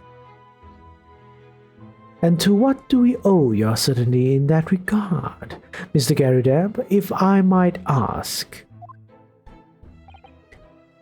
Well, it was that Selden scoundrel, as it happens. Selden? The convict, you mean? Do Selden and Shakespeare have some kind of connection, then?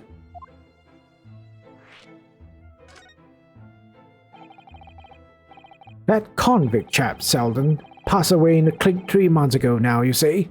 Some lady or other. Yes, we've seen a report from the newspaper at the time. Well, it was only 3 days later that a tragedian showed his face. Actor fellow. Really? Yes, I remembered it quite distinctly.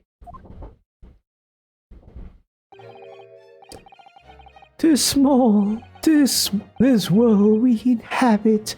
Pray thee, landlord, hear my request.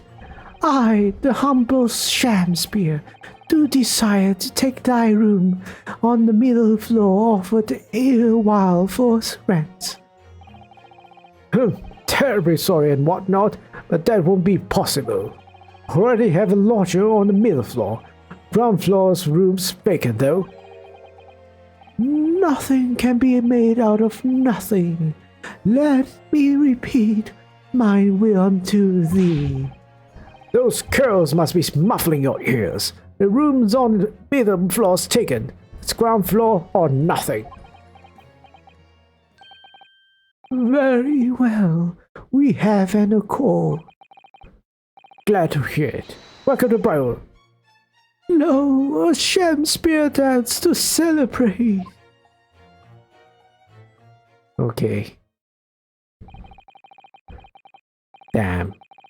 It is so obnoxious, so fake, that I'm so eager to find out who he really is.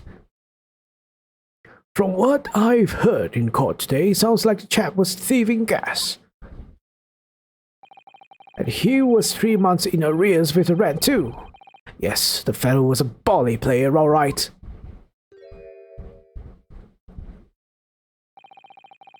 Thank you for your candor, Mr. Garrideb. We are most grateful. By way of appreciation, allow me to say 1 or 2 words. Give me my robe, put on my crown. I have immortal longings in me. What's happened to you? Shakespeare, my dear fellow, one of his most famous lines. I wish to divulge my own learning of the subject, for I have a turn for literature too, you know. Perhaps you could turn your attention to more apt lines then. Right, so we have one more thing to present. The picture. I think that is gonna be it, and we'll find out. Or this. Now, we can try this first. Mr. Garrideb, could I ask you to look at this photograph? Is that your son who's with you there? No, not at all. He was a lodger here once. Duncan Ross was his name. Duncan Ross? A street photographer happened to be a passing. So I asked him to take a shot, just for kicks really. Was he by any chance the lodger before Mr. Natsume? Yes, that's right. Ah, the young gentleman who died in the room in mysterious circumstances. Just what Mr. Moustache was waiting for, one might say. Yes. Young Duncan lived in a room at the top of the first flight of stairs before that Japanese chap. Would you mind telling us a little more about him?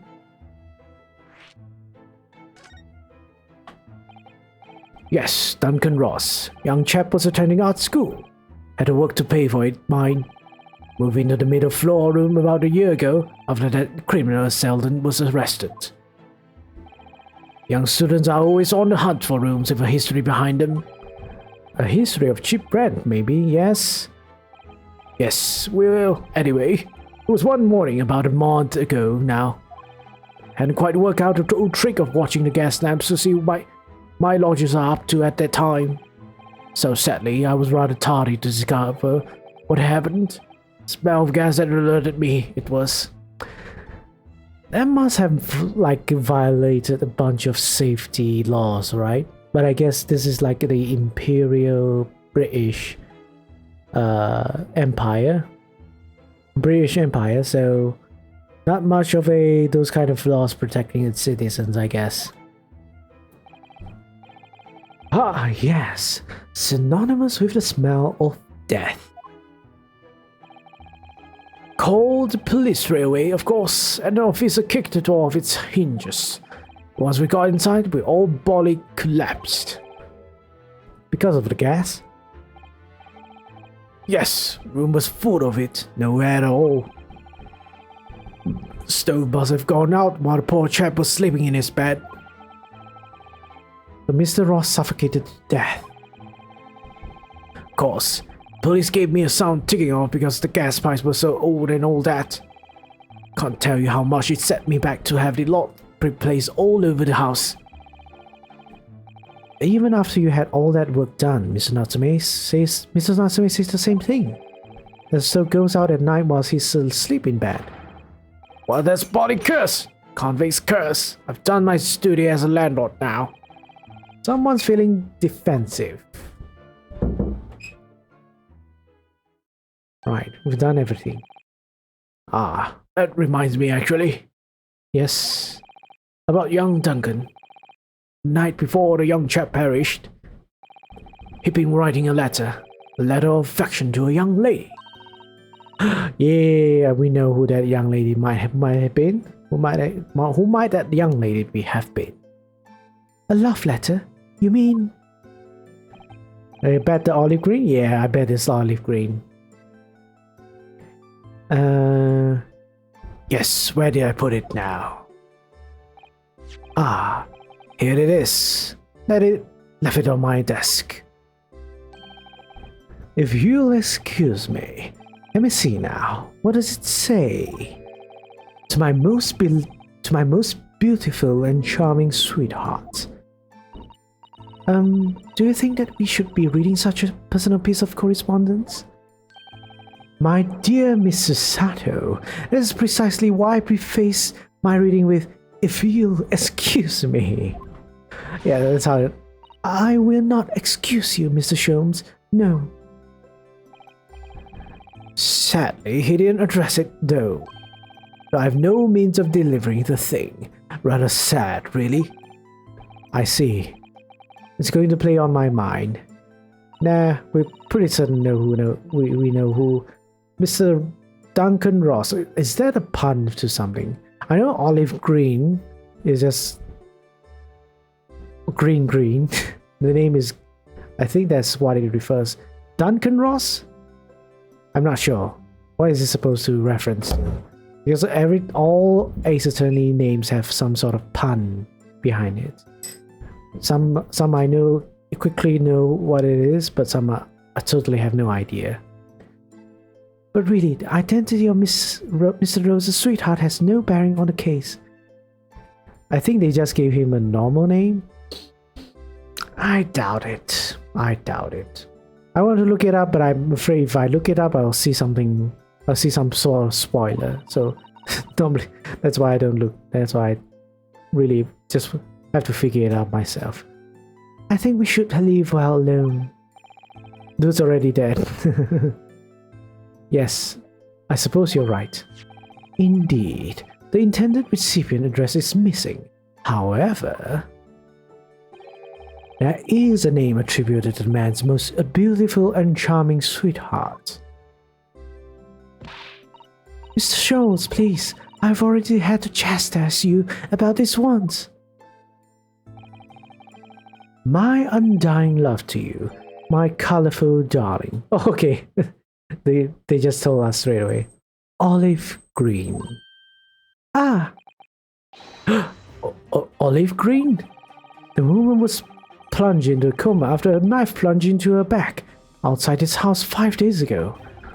The victim of the last case, Soseki-san, was in court for, who regained consciousness only yesterday. Is it just chance that her name has come up now? Could it possibly be a mere coincidence? Of course not. Everything is connected, like a conspiracy theory. Mr. Naruto, whatever can this mean? Reading personal correspondence can have its merits, you see, Mrs. Sato. Ha ha ha ha ha! Damn. Privacy invader, Sherlock Holmes. Oh, Sherlock Sholmes. Alright, let's go find Olive Green.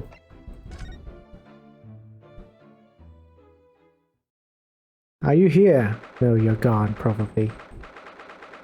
22nd February, St. Bartholomew's Hospital, Recovery Ward. Miss Naruto, I've just finished speaking with the doctor. It seems Miss Green is well enough to be discharged at last. This is good news, but hopefully just before she leaves... What? What is it? Oh no! Miss Green!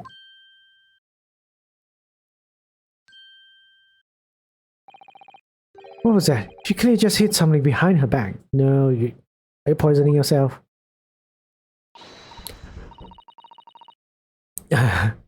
What? How do I do the voice? One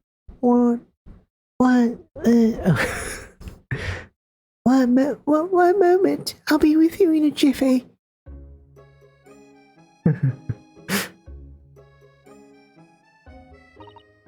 Oh, hello everyone. What are you all doing here? The doctor has said I can be discharged, so I'm just getting my things together. Miss Green, what were you just doing? Nothing really. I was just about to take some medicine the doctor prescribed for me. That's all. Well, we were hoping to have another quick chat with you, if that's all right.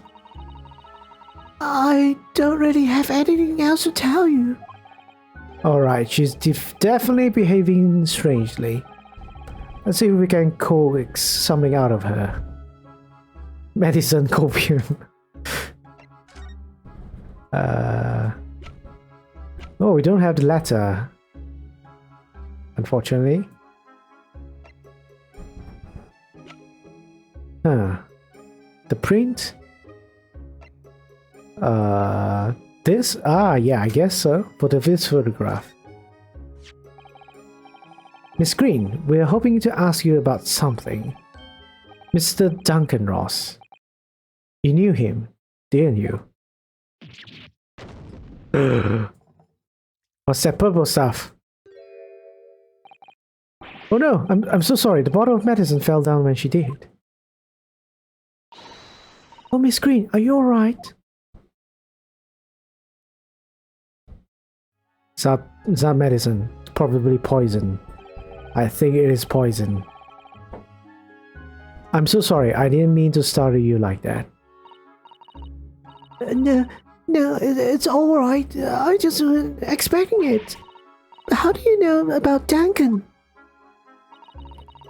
Mr. Ross had been writing a letter when he passed away. The landlord found it in his room. It was a very personal letter to you.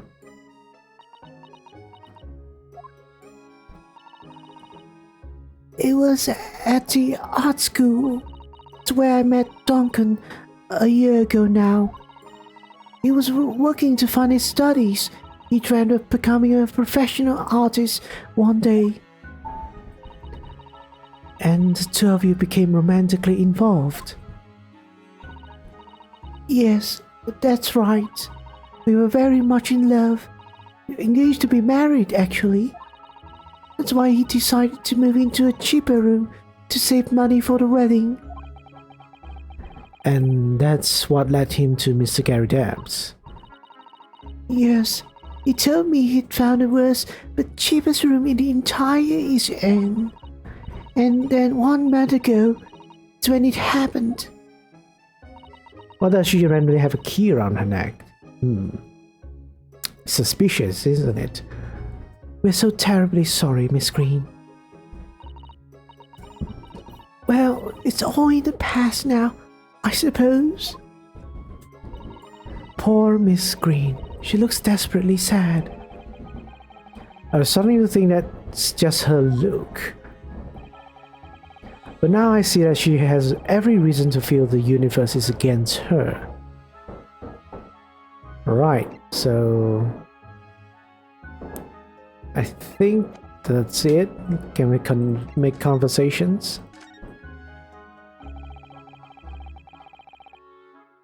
It's wonderful news that you are going to be discharged, Miss Green. Oh, yes, I mean, thank you.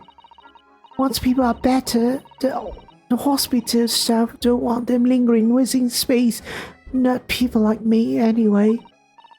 So I don't think I should keep anyone waiting. I probably shouldn't stand around and chat. She certainly doesn't seem to be in the mood to talk, that's for sure.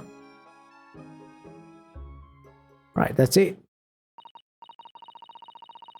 I do hope you won't think I'm being rude, but would you mind leaving me in peace now? I have to leave the hospital soon.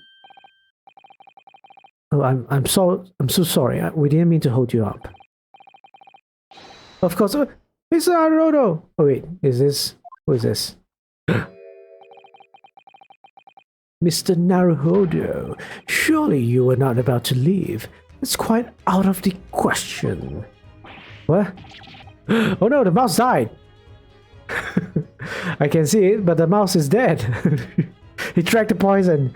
Oh no, poor cat, poor mouse. Wow, Mr. Sholmes, I didn't realize you were here. But of course I was, my dear fellow, watching intently from the shadows as always. Well, make sure your presence known next time. Yeah, dead mouse. Mr. Sholmes, what's this about? Something which occurs to me with some regularity, Mrs. Sato, is this. Why do detectives insist on such an ex post facto modus operandi? Why solve a case after it's happened? Rest in peace, Ashbridge. Instead of preventing a case before it happens, this is what sets a great detective apart. What do you mean? There is a case waiting to happen under our very noses, Mr. Naruhodo. So let us avert disaster. Let us prevent this case from ever happening with nothing but careful observation. Alright. All the clues you need are set before you. You need only look and you cannot fail to see. You can do it, Miss Naruto. I know you can. So yeah, we're gonna be doing this unique gameplay where there's only this game and the first game has, which is called The Great Deduction. Sherlock Sholmes' Great Deduction, something like that. And it kind of sucks. But then, you know what? It's something new. At least they're trying something new. Alright, more converse? No, examine. Examine. Well, there's a lot of things to examine. Mr. Duncan Ross. Who'd ever have thought he was engaged to be married to Miss Green? To lose someone's beloved fiancé must be painful enough. But then Miss Green suffered that awful injury, and outside her fiancé's former lodgings too. Fate can be very cruel sometimes. Alright. It definitely feels as though this card must be relevant. I mean, when we first arrived, Miss Green was standing with it in her hand in what can only be described as a very tense atmosphere. Yes, may very well be related to whatever incident Mrs. Sholmes believes it was about to happen here. Perhaps we should ask Miss Green about it. Yes, the obvious dead rat. That mouse seems to be dead. Look, I didn't notice it there before, did you? I think perhaps it drank the medicine that spilled out of the bottle. Right, quote-unquote medicine. But that's the bottle that Miss Green was about to drink from when we arrived. Oh no. You You don't think? Ah, I see you've come to appreciate the true nature of this scene. That of a tragedy about to take place. Yes, I think it's falling into place. Miss Green, the contents of the bottle you had before has spilled out on the floor, and the poor mouse that drank it has sadly died. I think it's clear that the bottle must have contained a powerful poison.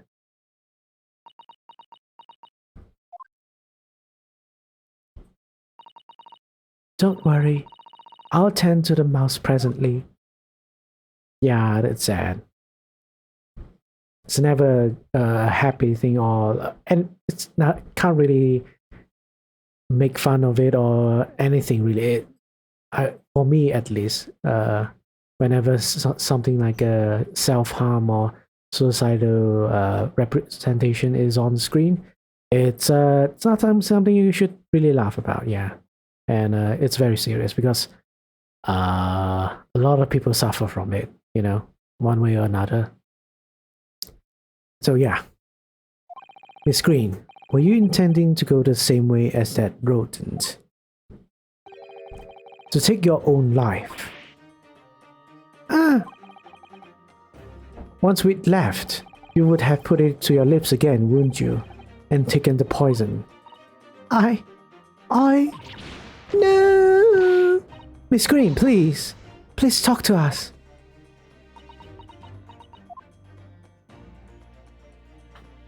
Alright, let's talk to Miss Green. Unless there are more things to examine, which I don't think so. Yep, nothing. Cool, 2. 10 seconds later, and we would have arrived at a very different scene here. In all probability, we would not have enjoyed this most delightful conversation. Of course, perhaps it hasn't been quite so delightful from your perspective, Miss Green.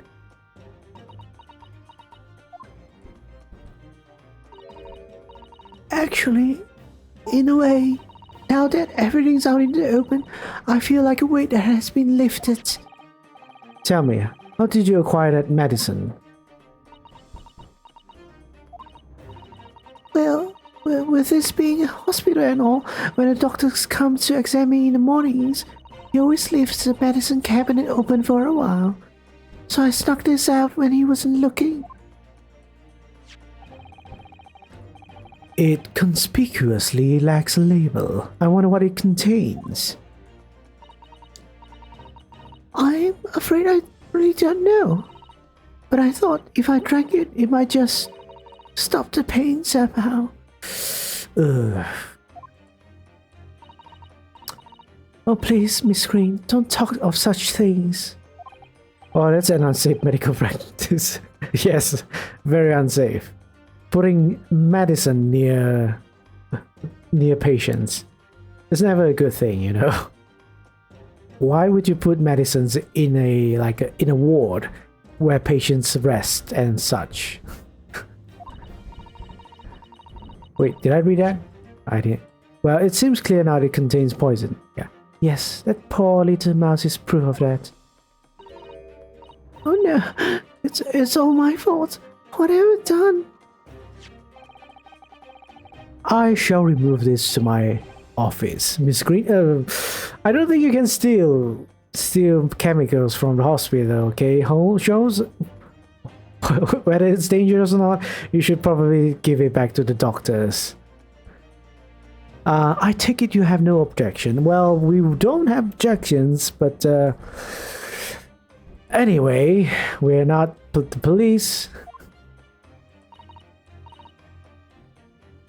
No, no. Why do the doctors randomly have poison in the first place? Well, it might be something like your iodine or something. What's it called? Basically, the things that help to clean wounds or clean medical equipment, all kind of stuff. There are those kinds of chemicals, but yeah, you shouldn't really put all those things near patients in any case. Yeah, like strong chemicals, like alcohol and all that stuff. Antiseptics, yeah, I think that's what you call antiseptics.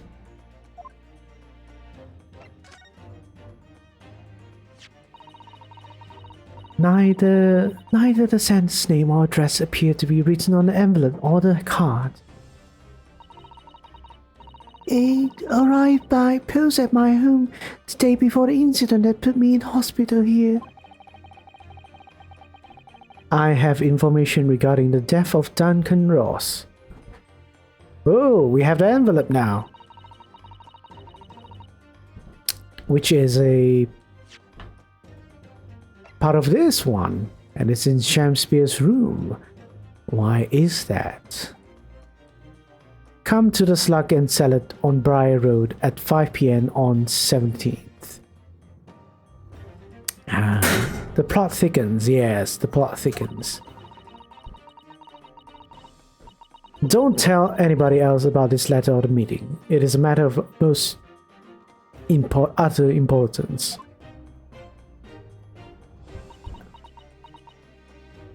The plot thickens.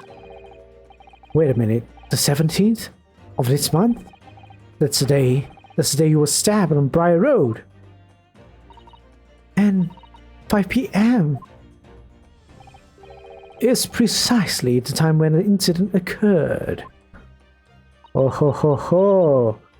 Oh ho ho ho. Things are falling into place. It's now even relating back to the case now. Shakespeare looking bad for you, buddy. The Slug and Salad, yes, a pub on the northern corner of Briar Road. Briar Road, being the street that Mr. Gary Depp's house is on. Does this mean that? Yes, I'm sure you've guessed. The day when I was struck in the back of by the knife. I was actually on my way to the Slug and Salad. Goodness. So that's what you were doing on Briar Road that day. I'm so sorry. I didn't say anything before. Now it's pretty obvious. There's something related to it. But then I still think the first case is an accident. Her being stabbed is an accident. But yeah. I think I really will have to ask you to excuse me now. I've told you everything. Yes, I'm very sorry to have had to drag up such painful memories for you. No, it's fine. Miss Green, please, promise us you won't try to do anything like that again. Oh, I'm a little emotional somehow. Yes, don't worry. Your detective friend has the bottle now anyway. And besides, I've been stabbed in the back and had a close shave with a bottle of poison. I'm still here. I think I'm destined to see things through to the end. It might sound a little conceited, but, well, that's how all this has made me feel.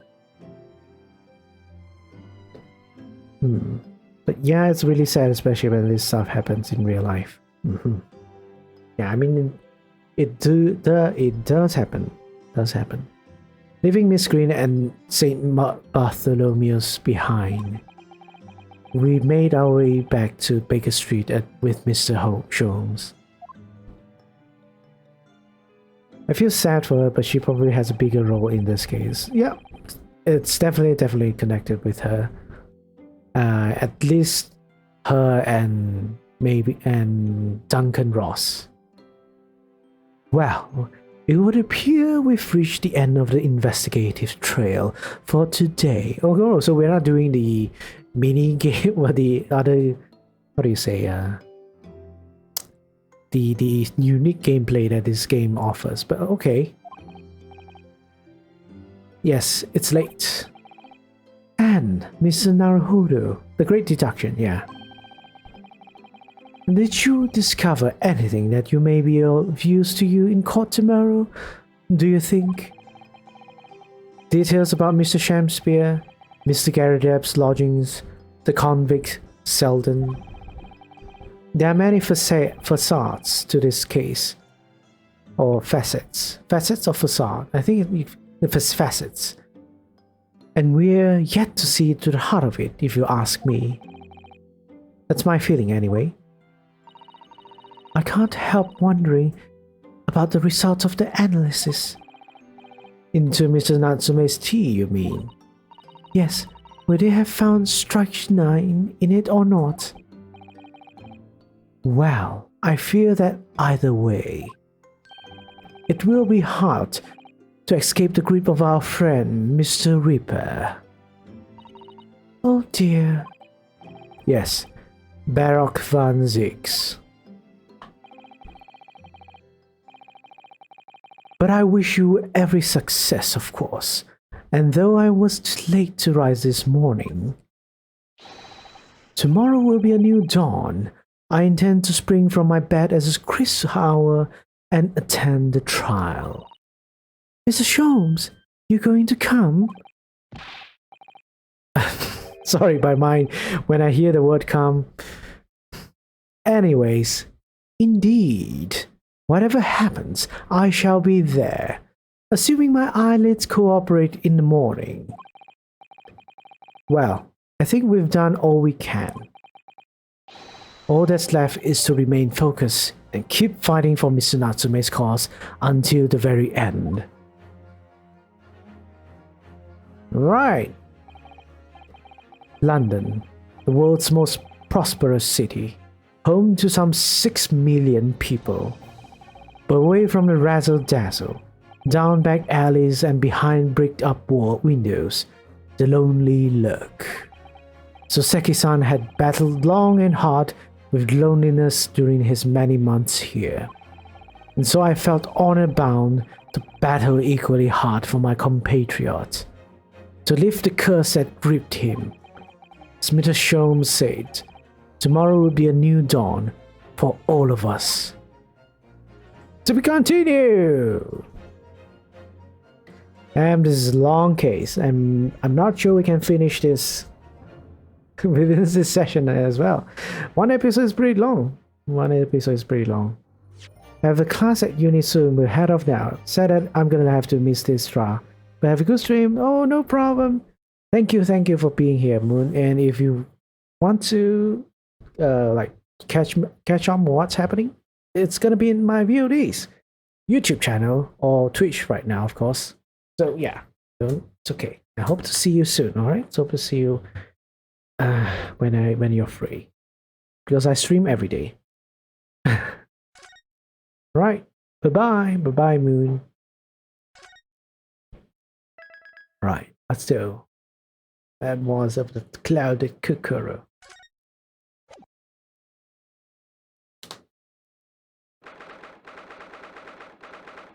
23rd February, 9:23 a.m. The Old Bailey Defendant's Antechamber. So close.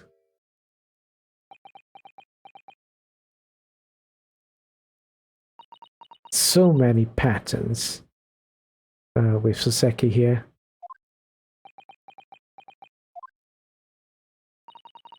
This is it then, Mr. Naruhodo?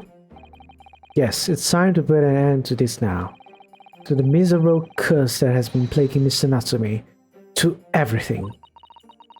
And in my own small way, I shall do everything I can to help you. I always appreciate your help, Miss Sato. Suffering Soseki selfishly sidelined. Good morning to you too, Mr. Natsume. Good morning. Good morning, locum student Mr. Naruto Esquire. Listen to you two, chatting away happily as if the main player of today's trial isn't here. Why would you do that? Why? Oh dear, we didn't mean to cause offense, Mr. Natsume. I thought perhaps that because you had your eyes shut so tightly, you were meditating, finding inner calm. It seemed wrong to disturb you. I was waiting. What's the matter, Mr. Natsume? You seem different somehow today. Why, naturally, that's because I've attained spiritual enlightenment. The path of literature, you see, is a journey to discover one's own death. Or such like. That's the sort of morning of a vision I was hoping for. That's why I had my eyes shut. I missed the signs, I'm afraid, somehow. You have to forgive me. And you mustn't talk of your path leading you to death, Mr. Natsume. It was just an example! Oh yes, that it is. Inner calm. You barely came to see me at all yesterday. I was sure you'd abandoned. I was sure you abandoned me and returned to our beautiful long-lost homeland. We've not even been in Great Britain a week yet. Yes, well, anyway, I intend to set everything straight in court today. I'm determined to uncover the truth. I've actually reached an important decision myself. Oh, what sort of decision? I shall fill in after the trial. Alright. Alright. It would seem Mr. Sholmes is coming today after all. It's a very clear message, I think. My dear fellows, you must win this battle on your own merits. It's a very clear message, I think, that he's overslept again. The great detective? My arch nemesis. Long may he stay away.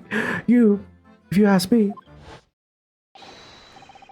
The defendant and your legal representative. The trial is about to begin. Make your way to the courtroom immediately. Alright, let's do this. Round 2. What? Today, once again, we face the Reaper. And when the Reaper stands for the prosecution, defendant's fate is sealed. But I don't believe in that legend anymore that I believe in Suseki-san's curse.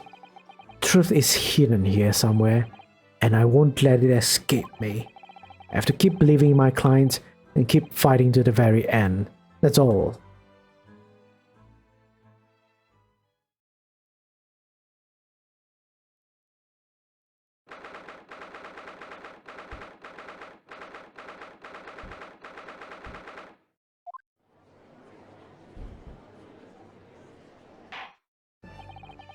In the name of Her Majesty the Queen, I hereby declare this court to be in session. I call upon the counsel for the prosecution and defense to declare their willingness to proceed. The prosecution is ready. Yes, the defense is ready. Very good. And now I will call upon the 6 ladies and gentlemen of the jury, chosen by the lot to present the will of the people in this trial. Are you ready to proceed? Absolutely. Justice will be done. You mark my words. I feel obliged to say I feel especially ruthless on days when my head is sitting just right. Why the heck is a vampire in you? You know what? I never watched Ace. Yep, he definitely looks like a vampire, right? And hello, Nemo! Welcome. Welcome. Nice of you to drop by. Are you doing alright? Oh, well, I wonder if you could adjust my head for me and please be as ruthless as you like. Thieves! How do I do this? How do I do that voice? I know it's really high. Thieves! Thieves deserve to die if you ask me. Especially gas thieves. I've no sympathy for the man at all. I'm doing. I welcome myself in. I'm doing. How about me? Oh, I'm doing pretty good. Doing pretty good. I slept pretty late yesterday, but it's good. It's good. Because we're playing Ace Attorney, I'm doing a whole bunch of weird voices. Look, I said it yesterday and I'll say it again now. I don't have time for this. I've got my own problems. Away! May the Lord show us all the light here, and lead his flock to a righteous verdict again today. Now, Lord Von Zix, what can you tell us? The prosecution's report, please, for the court.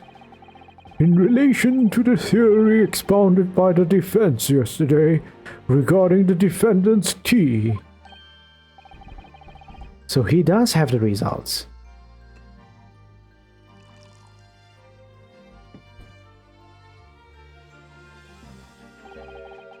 Before the prosecution delivers the black news about the black tea belonging to the black god in the dark. Okay.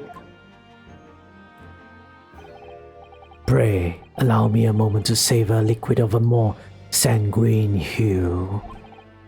In fact, I'll defer to the good detective for report. Here's to you, Inspector. Yes, sir. Thank you, sir. As indicated by the defense, we found a bar of soap just outside the victim's window in the snow. And there was indeed a frozen reddish liquid and a little depression on the top of it. Yes, that's the tea. That's what Mr. Natsume brought with him that night. Well, the brains at the yard analyzed it, and yes, you're right. It was tea. And there wasn't a trace of strychnine or any other toxic substance in it. Yay! No poison at all. In other words, the tea that the defendant brought with him to the victim's room is innocent. It's in the clear. What a revelation! As I suspected. This makes it quite clear. The defendant, Mr. Soseki Natsume, is... What? My learned friend is jumping to conclusions again. A typical Nipponese reaction. Yep, racist. Super racist. Still racist. What? Yes, it's true. No poison was found in the few drops of liquid recovered from the soap on the window ledge. But what logic is that? Would you take a drop from the Thames and conclude that water in the ocean isn't salty? My word, the water in the ocean is extremely salty, Counsel. Exactly. You can't really use an analogy as your evidence, as your argument, alright? Okay. Anyhow, unfit for drinking, just as the victim's tea was on the night in question, as the court has already heard. Bitter was the precise word from the lips of Mr. William Shakespeare, whom the prosecution now calls back to the stand.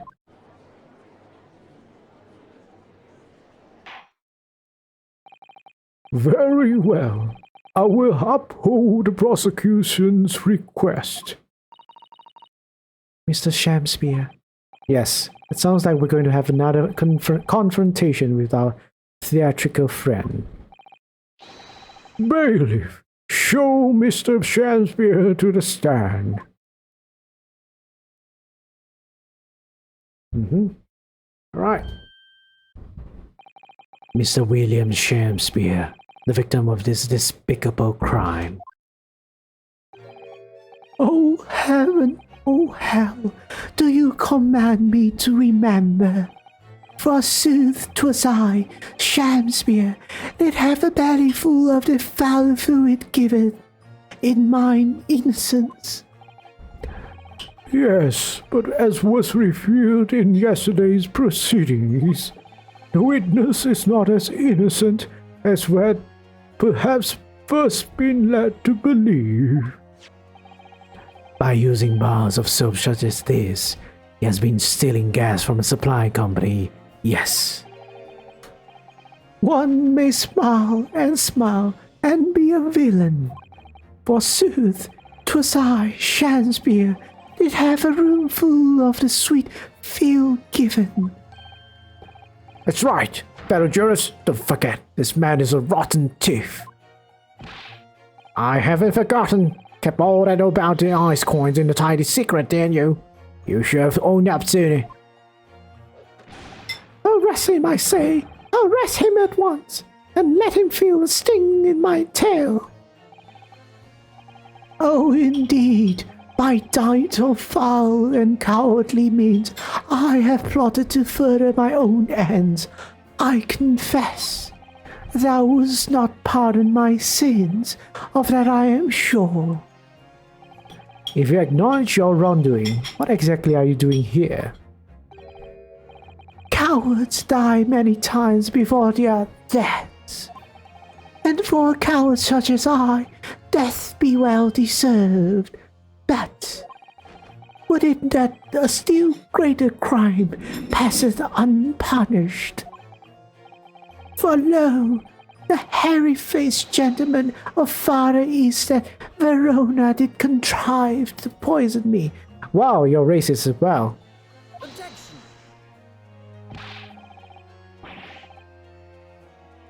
But there was no poison in the tea found in your room. The police have attested to that. What the defense would assert as an inconsistency will quickly be cleared up by the witness testimony.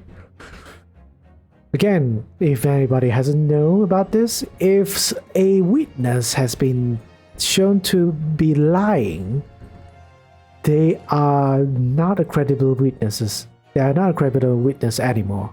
They may continue to make testimony, but if they are lying, like really lying, they are. The thing is, they've sworn under oath. If I recall, even for the accused, whoever goes to the stand and they give their testimony, they can't lie. Ooh, doctor! Thank you for the subscription. 7 months. Oh man, 7 months. Almost right when I started, which is about 9 months now. But how are you, doctor? Are you good? You doing good? What? Is it around this time you're off? Is it? Anyways. Yeah. So one thing, being not credible is one thing. Lying is another thing. Lying in court is considered perjury, and perjury is a criminal offense.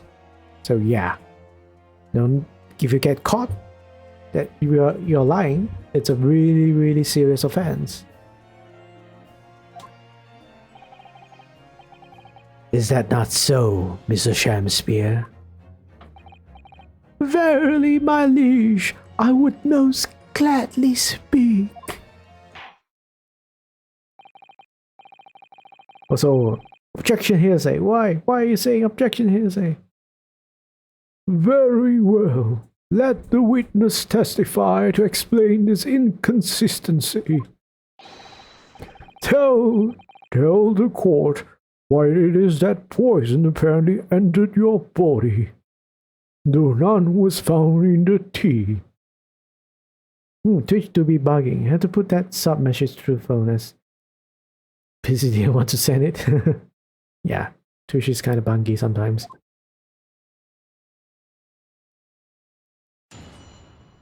The tea inconsistency.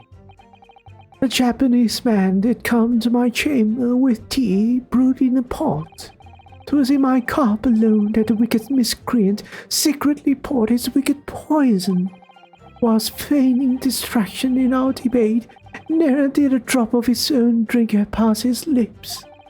When he departed by and by, I did use the tea and remained in his cup to make my coins of ice. Thus, 'tis no surprise that poison be not found in the tea I did pour into the moulds of soup. Right.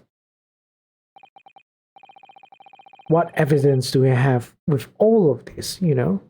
Is it just your word? Good soup.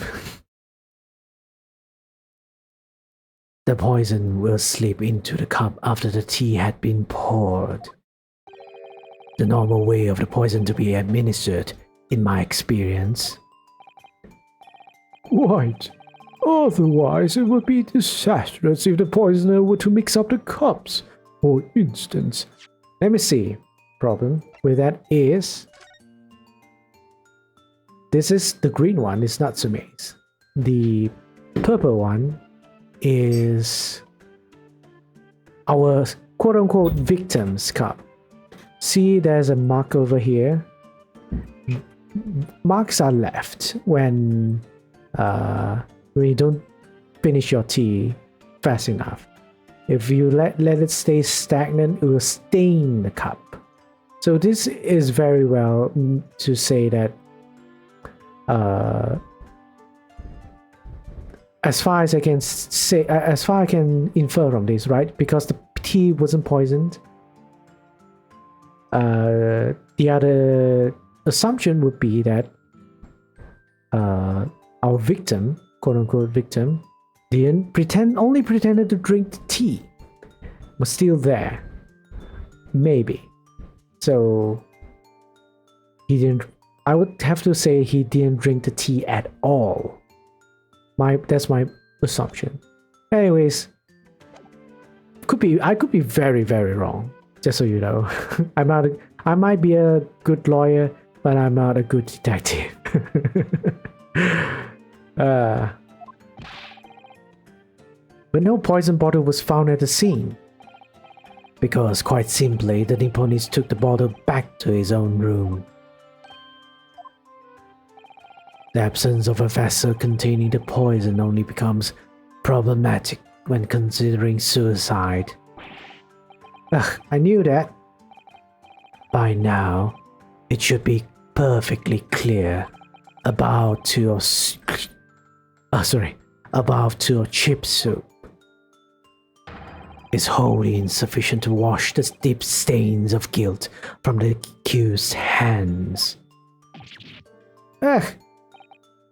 Sirs, madams, 'tis true that I, Shamspeare, be a common thief of gas. But, listen here, ladies and gentlemen. Is it plastic or is it actual steel or salt? Wherefore would I lie? Verily, I have no cause. I have not to lose. To hide something even worse, as what we have seen in the first case. You are using a lesser crime to hide even a worse crime. And we're gonna find out very shortly, probably. Well, I do declare. Thank you for your testimony, witness. Counsel, proceed with the cross-examination. Yes, my lord.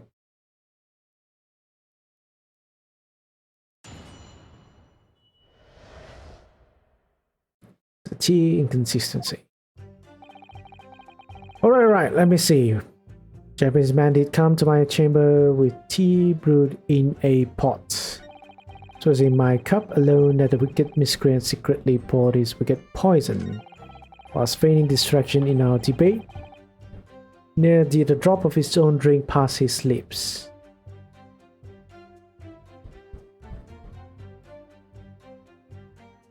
While feigning distraction in our debate, near the drop of his own drink past his lips. Can I immediately present, or should I press this? I'm gonna press it first, right? It's not. I feel like it's not gonna be that easy. But the teacup Mr. Natsumi drank from was found completely empty at the scene. And let's not forget the defendant's maxim: drink the tea while it's hot. I did gulp from the poisoned cup that night, and in my agony did I writhe uncontrolled. In fits of pain, I did knock the fellow's cup, and its contents spilled as blood from a gaping wound, methinks. Though certainly 'twas after I had made the coins of ice from his tea. An upset cup was found on the table that the victim was slumped over. There is no contradiction here. It's true, there was no tea left in either cup that we found at the scene. But still, something about this statement is troubling me. Yes, of course, I know what it is. It's Mr. Natsume's wise drink tea while it's hot maxim, isn't it? No, You dum-dum? no, I'm not sure that's it. Thank you, witness. Now reiterate for the court what it is that occupied you after your guest had left and before you drank your tea. Okay, when blah blah blah, did use tea and blah blah blah my mind. Right, let's use this. Press. Objection! I'm right. You claim that Mr. Natsume didn't drink a drop of tea on the night in question. But that's impossible. How? Chop logic. What is this, ye darky-clad fiend? The two teacups from the scene, one used by the victim and the other by the defendant, have a clear difference between them. One that represents incontrovertible proof. Incontrovertible proof? What difference? Look at the inside of the cups. Just here, there's clearly a visible ring. Yes, a tea ring. Commonplace enough. Indeed, such stains occur all too readily when one leaves tea in the cup for a while. And yet, Mr. Natsume's cup has no such ring. Good lord, you're right. It's completely clean. And prithee, sir, what makest thou of it? Exactly what Mr. Natsume told the court yesterday. Japanese saying he quoted. Drink tea whilst it's hot. That's right. Yes. The jittery Mr. Natsume was true to his usual self that night and drank his tea in no time. If, as you claim in your testimony, he didn't touch a drop of his tea, a ring would have developed on the inside of his cup as well after several hours tea was left standing. But, in short, Mr. Shakespeare, you clearly lied to the court. Get thee to a nunnery! Objection!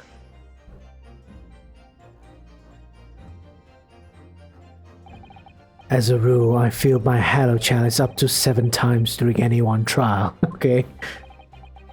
You might want to keep that information to yourself, you know? You're literally drunk. You're telling us you're drunk.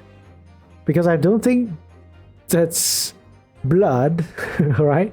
I don't think that's a bottle of blood. It's literally wine.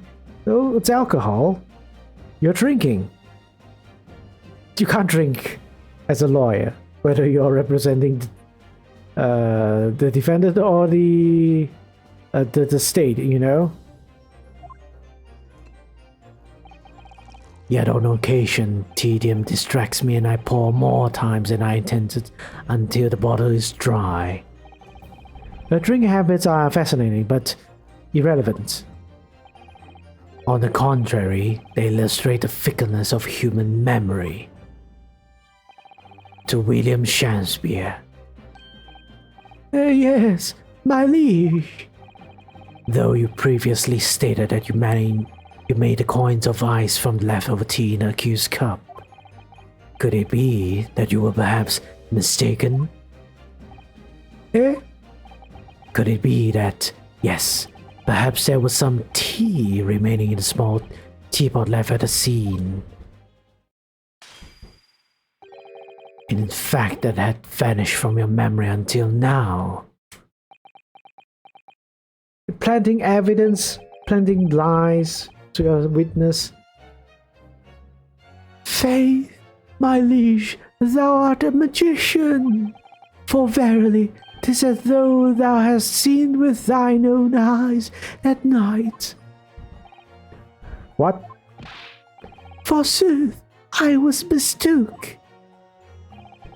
I did plan to use tea from the Japanese Fellows Club, but lo, when I looked, 'twas empty. And thus did I use the dregs that festered in the teapot, as my liege did suggest. And you've just suddenly remembered now that you made a mistake before. And we're supposed to believe that? Objection! Prosecutor, your case is very flimsy.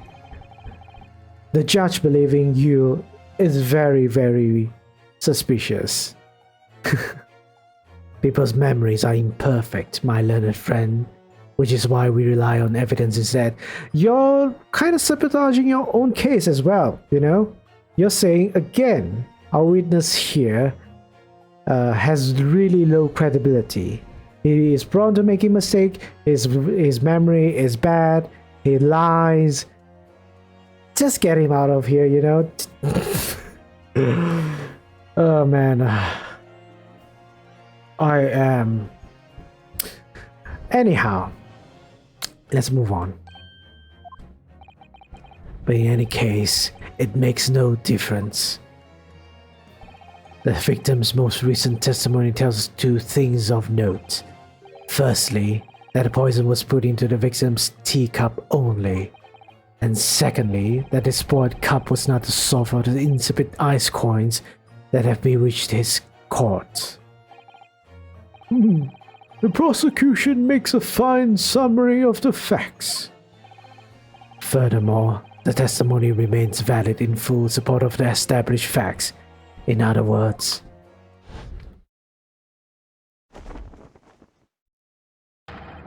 the inconsistency claimed by the defense simply does not exist. No. What does this mean then? I do declare it means that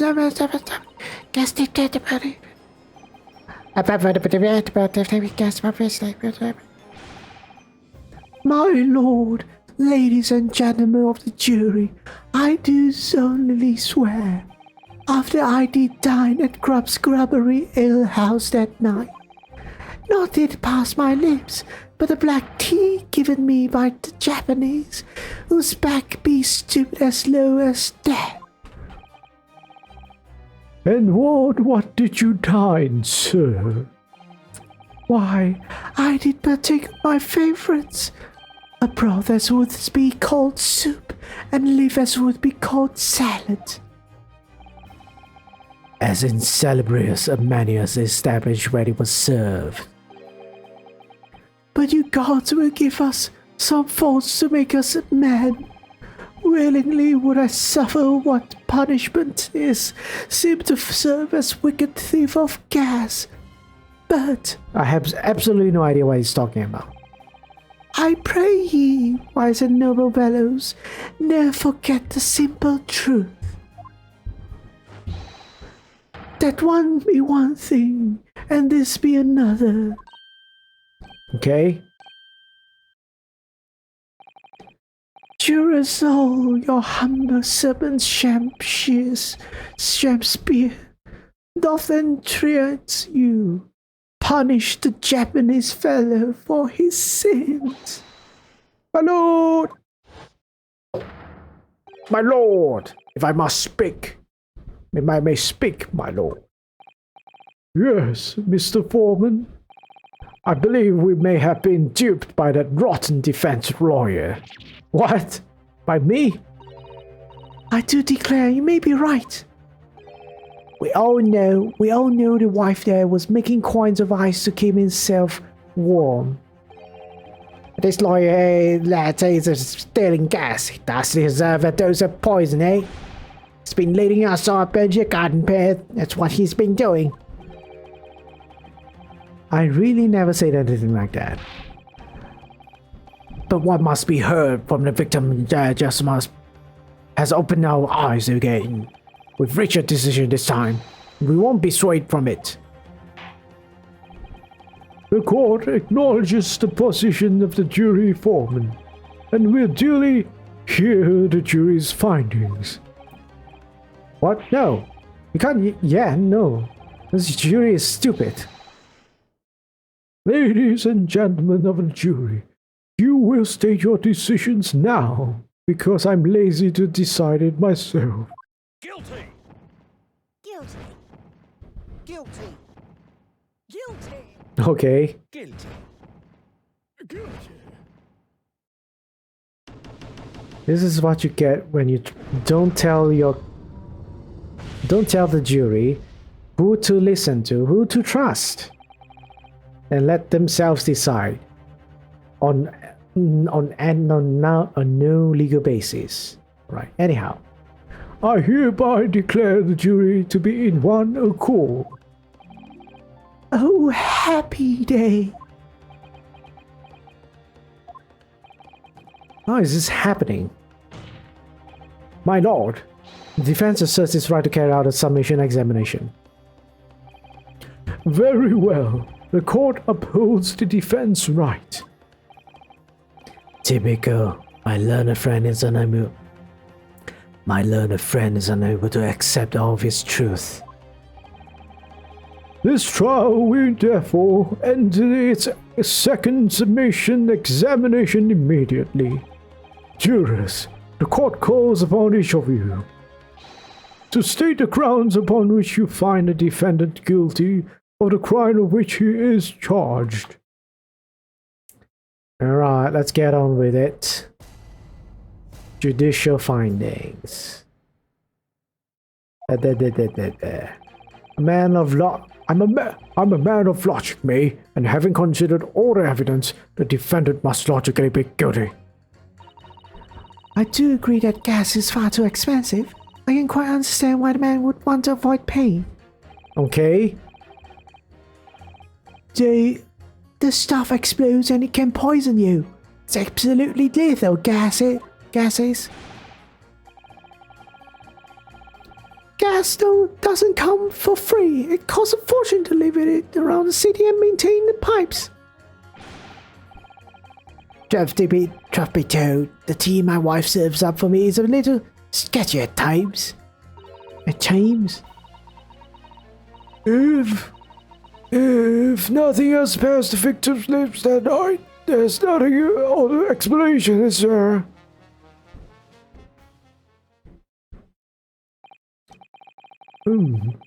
I do feel that perhaps personal opinion about gas and its supply has influenced decisions somewhat.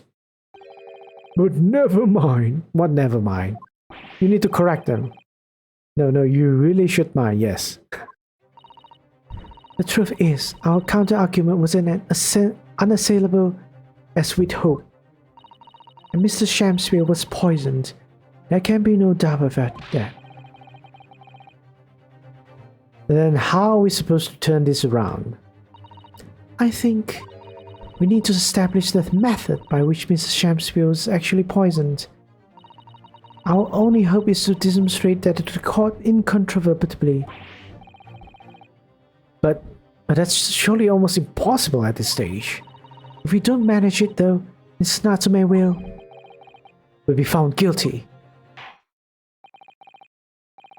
No delays, counsel. Proceed with the submission examination. Damn that face. Really want to punch him.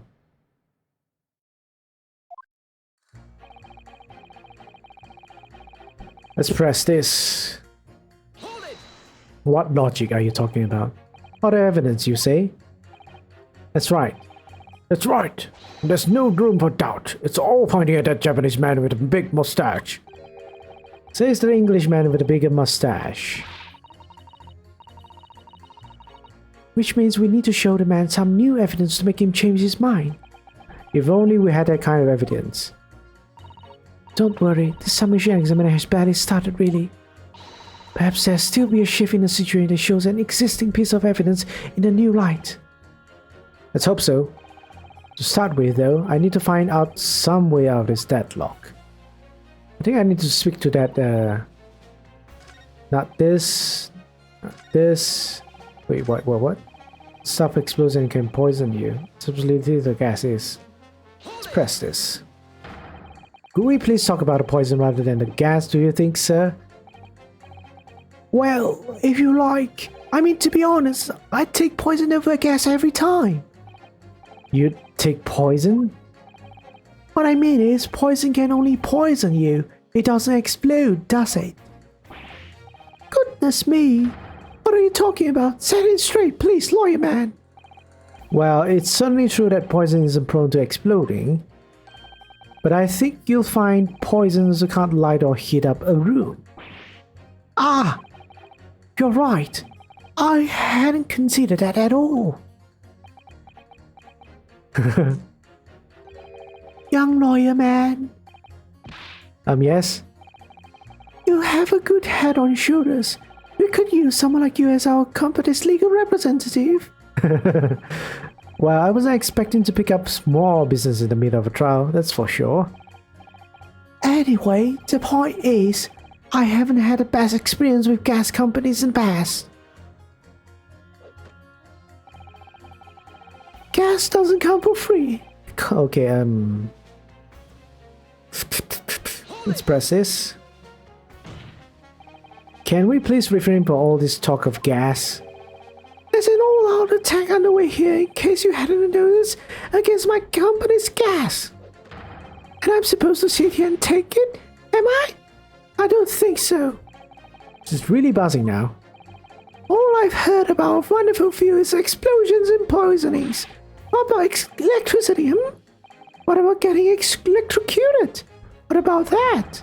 A little explosion here and there's nothing comparison. Any explosion could hardly be described as nothing, madame. Nevertheless, the death of your gas is deplorable.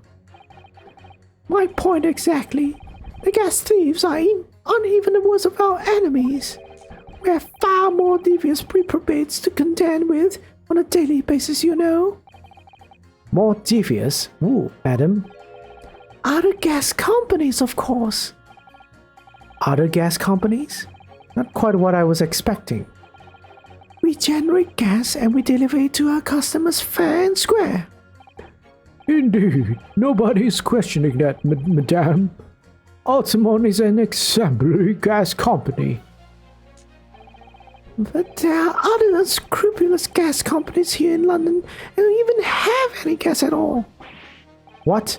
When you don't have any gas, how do they go about selling it to the people? You wouldn't think it possible, would you? But they steal our gas, you see, and sell that. They steal your gas? How on earth is such a thing possible? Gas companies like our gas deliver gas to people's homes via a network of pipes. But these devious reprobates secretly disconnect our pipes and divert our gas into their own rotten pipes. Then they make a contract with the household supplied by those pipes and take money for the precious gas that's rightfully ours without us even knowing. Okay. This isn't really fascinating at all, though. They are diverting gas into their own pipes illegally. What a brazen form of theft.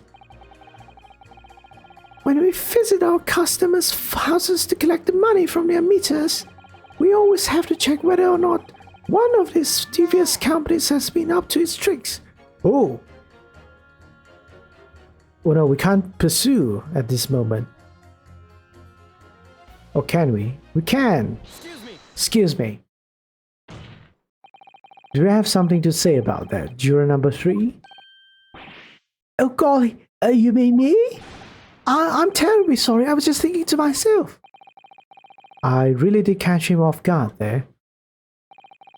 Think about what the lady next to you was saying, correct? Well, yes. I just got a little riled about it recently, you see. Go on. An Altamont gas worker visited my house the other day to investigate the pipe work. We need to ask for your cooperation while we carry out a secret check of your property, sir, the fellow said. So I let him in, and do you know what he did? I'm afraid I have no idea. Please tell us. He proceeded to take one of my lights off the wall. Then he grabbed the exposed mouth of the pipe and started blowing into it. What do you mean you're doing? What do you think you're doing, young man? You're giving away company secrets there. Oh please, everybody knows, but it's very nearly death for me, I can tell you. What do you mean? I'll explain, if you don't mind. As I said before, these unscrupulous other gas companies connect their customers to our pipe network. Yes, but how does blowing into the pipes come into it? Obviously, there's gas in the pipes and it's a fairly low pressure. By blowing air through the pipe, you can make the pressure drop temporarily. And if you do that, any lights connected to the same pipe will flicker for a moment. Oh, I see. In other words, if upon blowing into the pipe, lights of an adjacent property that has no contract with your company flicker, you can know that these devious scoundrels have been meddling with the pipes. Exactly, my lord. That's in a nutshell. It's the reason why we have teams of workers going around neighbors to investigate which lights flicker. A trouble is, the particular worker who came to my wife's near no strength of his own breath. He blew down the pipe with all his might, and you could guess what happened, can't you? Well, he blew hard and then... What you mean? That's right. Lights didn't just flicker, they went out. All with the stove. Gas started pouring into the house. What a disaster. And I am getting lost over this conversation. It's kind of boring. It's I can't really follow. Damn. Oh no. The gas supply must have been interrupted briefly because the man blew too hard so the flames went out. I'm afraid I yelled at the fellow, "Are you trying to kill us all?" I said. So by disconnecting a lamp and blowing into the exposed gas pipe, it's possible to extinguish lamps and stoves connected to the same network of pipes. And then when the gas starts flowing again, it just silently seeps into the room. Mr. Naruto, I think perhaps... Yes, this is almost certainly a clue that we've been hoping for. Juror number 3, the defense requests that you amend your statement to include that information. Oh well, if you'd like, I don't mind. Well, I do. It's our company's secret method of identifying... Like I said, madam, it's widely known already. Very well, juror number 3. You will amend your statement accordingly. Yes, my lord. Although I'm not really sure what the point of all this is. Blow too hard into a gas pipe and you extinguish everything in the house, and then you're in trouble. Truth be told, the TMI survey is a little sketchy sometimes. You mean it's poisoned? Oh, that's right. It's happened a tidy few times now. This is most troubling indeed. It always tastes like this one when I don't get any wages. I get it at tea time, see? And I see her doing it to my wife. She gets that devilish look on her face. And she slips some white powder into my cup. And you drink it anyway? I was proper I was. If someone gives you a cuppa, you drink it. And what happened to you? What did it taste like? It's got awful. Believe you me, sorry as hell. Okay. So it's just salt, not poison. Then I think perhaps what your wife put in your tea was salt. No! So she doesn't even care enough to poison me properly, eh? Unbelievable. Let's move on, please. Alright. Totally irrelevant.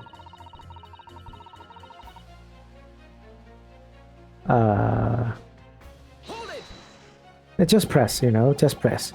Does that mean if that victim could be shown to have ingested something else, you'd change your leaning?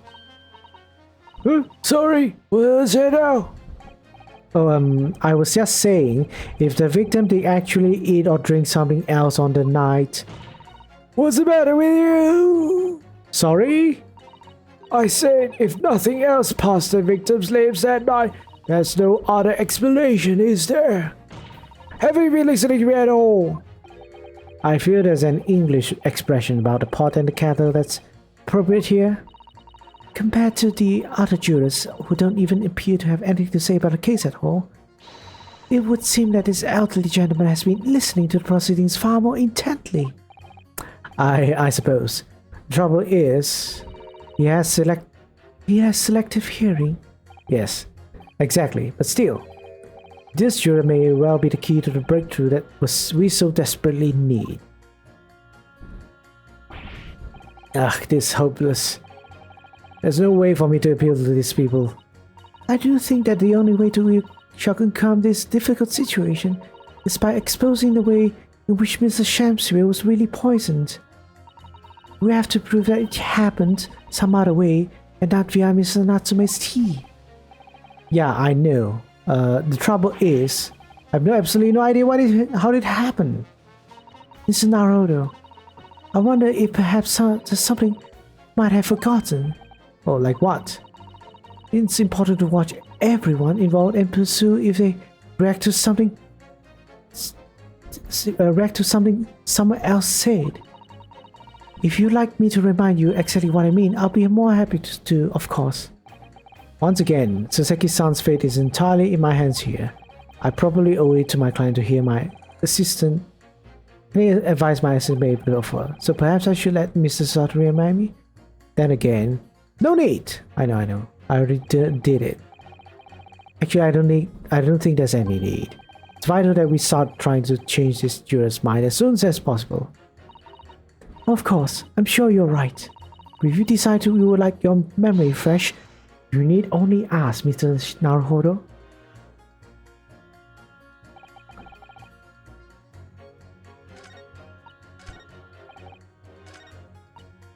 I can blow too hard due to gas pipe, you just use everything in the house. And you're in trouble. Should I press this? When you say extinguish everything in the house, do you mean even on different floors?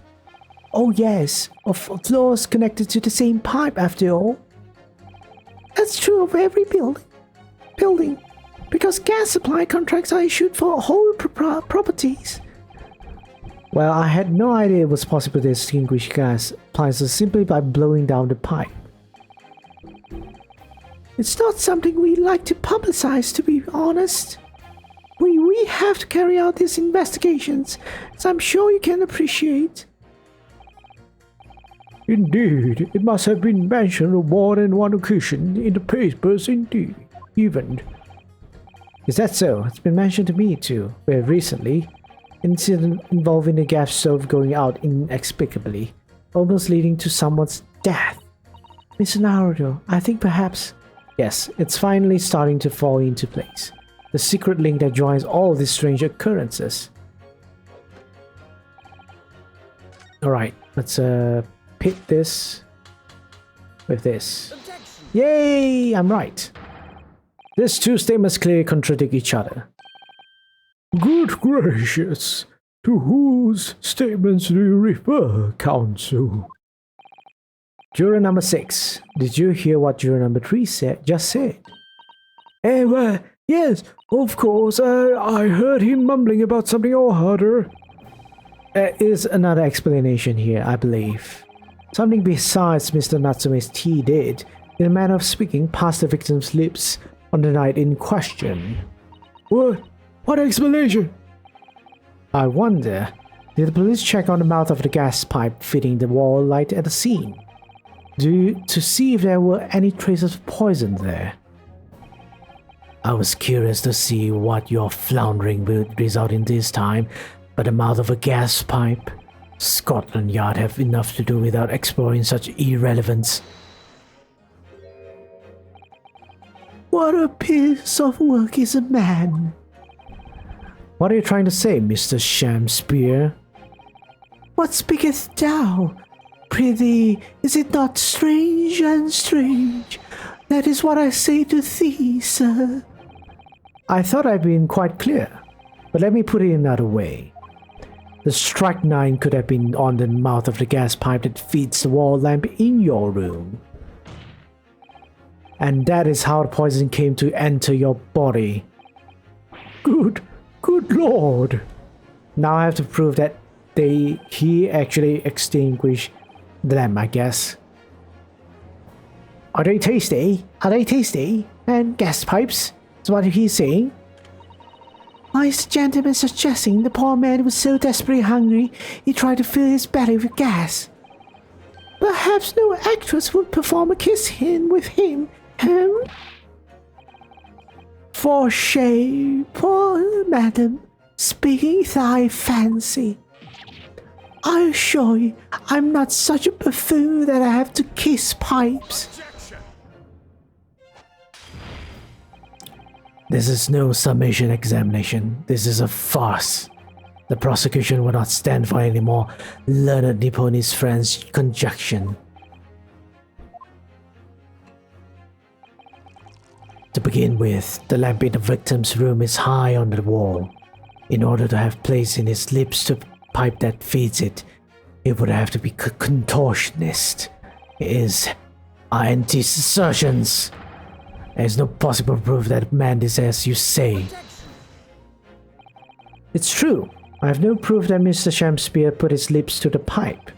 However, I can say with some certainty that on multiple occasions, Mr. Shakespeare has been doing something in front of the lamp on his wall. And I have evidence to prove it. Alright, you've got our attention, lad.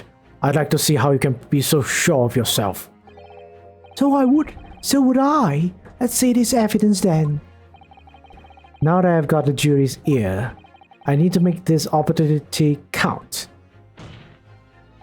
This is the proof that time and time again Mr. Shakespeare stood in front of his gas lamp. Take that! What the? These are, wait, what are they called again? Yes, skin prints. They were found at the scene. Skin prints, counsel. I've never heard of such things. The Justice Ministry is currently assessing whether or not to permit fingerprints as evidence in court, however. My lord, this is an exciting new forensic technique developed by the great detective Mr. Sherlock Sholmes. It reveals all of the places that Mr. Shakespeare touched in his room. I've never seen anything like it. I mean, that's black magic, isn't it? Well, if anyone could invent something like this, it's the great Sholmes fellow, that's for sure. I agree. This month's edition of the Engineering Thumbs was quite fascinating. We found skin prints in many places that you would expect. On the table, on the costumes. However, Mr. Shakespeare also appeared to have been touching some very unexpected places in his room. For example, here. Around the hanging picture there, indeed, multiple handprints appear to be visible. Well, I wonder, could have been appreciating artwork perhaps?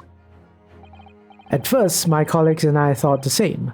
However, imagine standing with your hands where those prints are, and you'll find yourself directly in front of...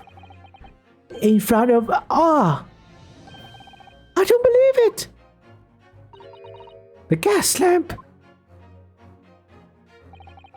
Though the reason why isn't immediately obvious, it's clear that Mr. Shakespeare has regularly been standing with his hands to the wall in front of that lamp. Right, what have you been up to, you not? I'd asked the court to recall juror number 4's earlier statement.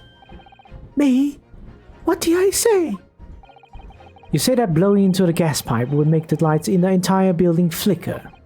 And now you recall juror number 3's statement. What, me now?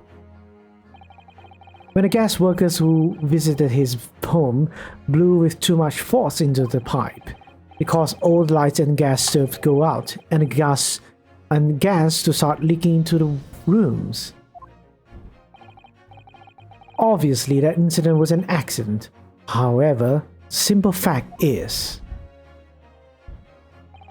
if Mr. Shakespeare were to have blown hard into the gas pipe here in this room, he could have extinguished every other light and gas stove in the building at will. Crikey! Ah, are you suggesting that men purposely caused the gas to... Objection! Stop drinking, counsel. Whilst I acknowledge that the prosecution is required to remain silent during a summation examination, I must toast my learned friend's utter disregard for the letter of the law. What is the meaning of this, Lord Van Zix? This curious photograph, or whatever it is, presented by the defense, the so-called skin prints. Clearly, they cannot be accepted as any form of usable evidence in this court case. But is there an exciting new forensic technique developed by a Greek detective? It's nothing. Mere toy developed by an amateur sleuth with too much time on his hands. Ugh. Certainly, even research of this nature by the esteemed Mr. Sholmes cannot be recognized by the court as formal evidence. But, please, my lord, if I may, Mr. Sato, it was not the defense's intention to submit its skin prints as formal evidence. We merely wish to present the results of the great detective's investigation of the scene as a tool by which to explain a possibility to the ladies and gentlemen of the jury. And if the trial were to come to an end now, we should never learn the truth behind these mysterious handprints that everyone has now seen. I don't believe we can allow that to happen. I'm sure the jurors would agree.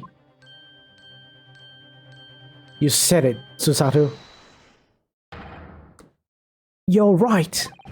Whether those strange handprints were a significant clue or not, it's down to us to decide. Juror number 3. Oh yes, I do declare the great detective's investigation results sound absolutely fascinating. And I want to hear what this shady actor fellow has to say about those shady handprints.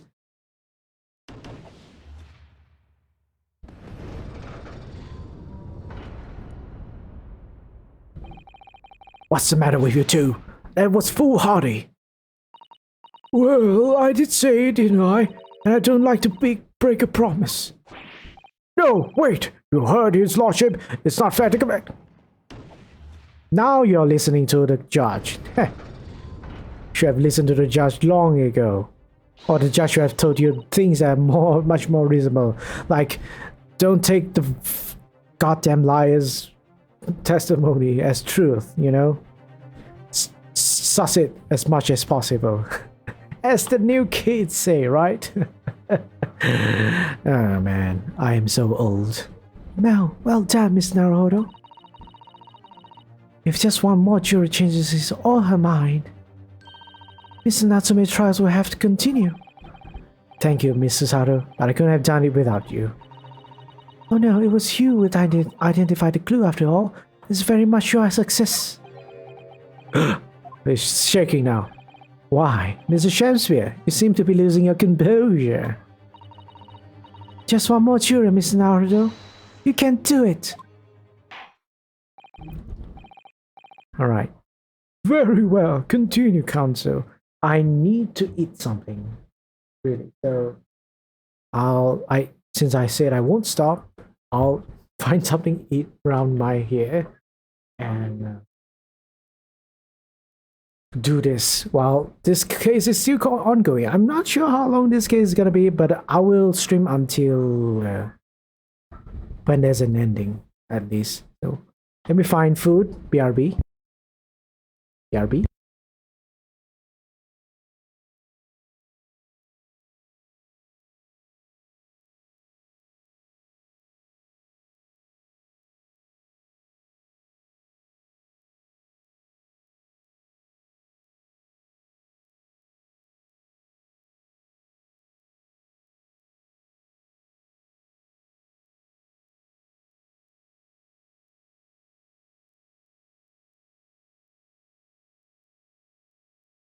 All right, I have some biscuits.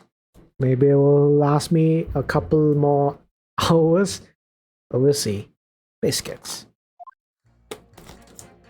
Sorry, so I'll be eating, and you will hear a lot of crunching noises and munching noises while I voice act. I'm a man of logic. Oh, wait, I still have to convince people? Okay.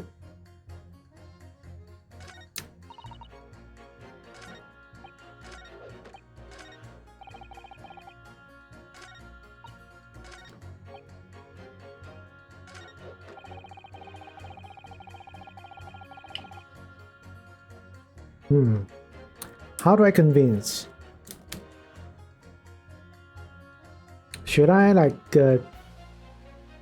press this even further? Hold it!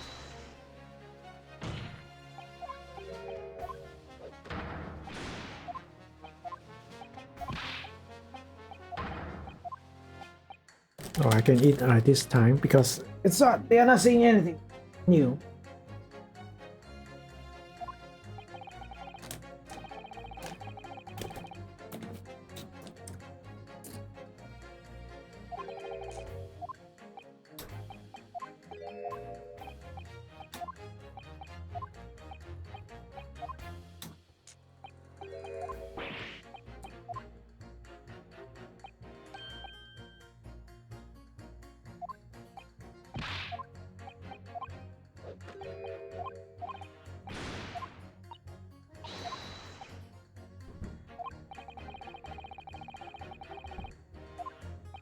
Okay. I have no idea. But right here in the capital.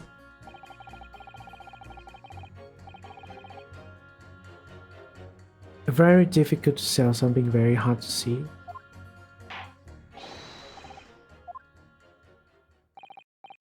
Oh, okay.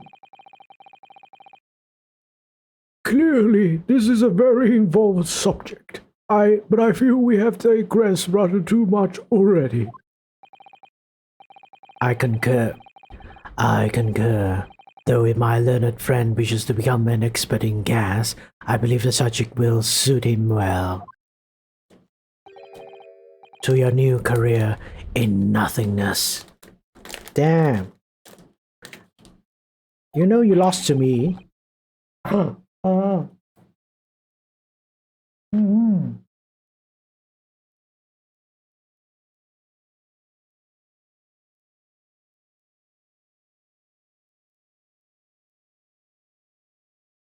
The biscuits are falling apart.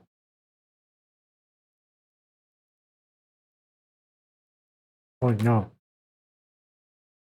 Thank you so much.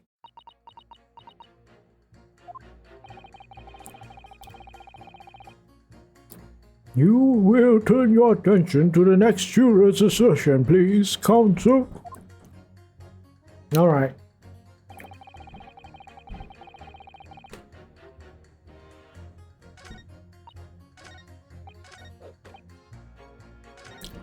I mean, who else can we...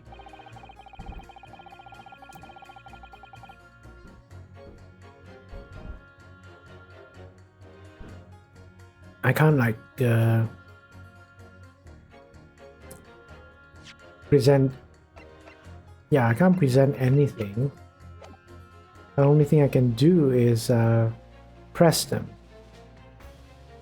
Press this again.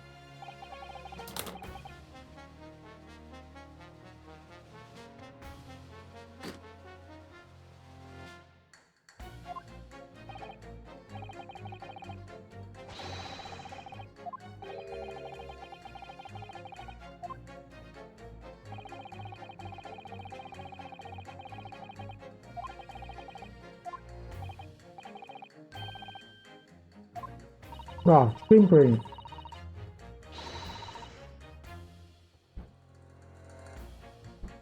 It's an exciting new forensic investigation technique developed by the great detective himself. The numerous handprints on the wall are clearly out of the ordinary. And Mr. Shakespeare had indeed put his mouth to the gas pipe on the night in question.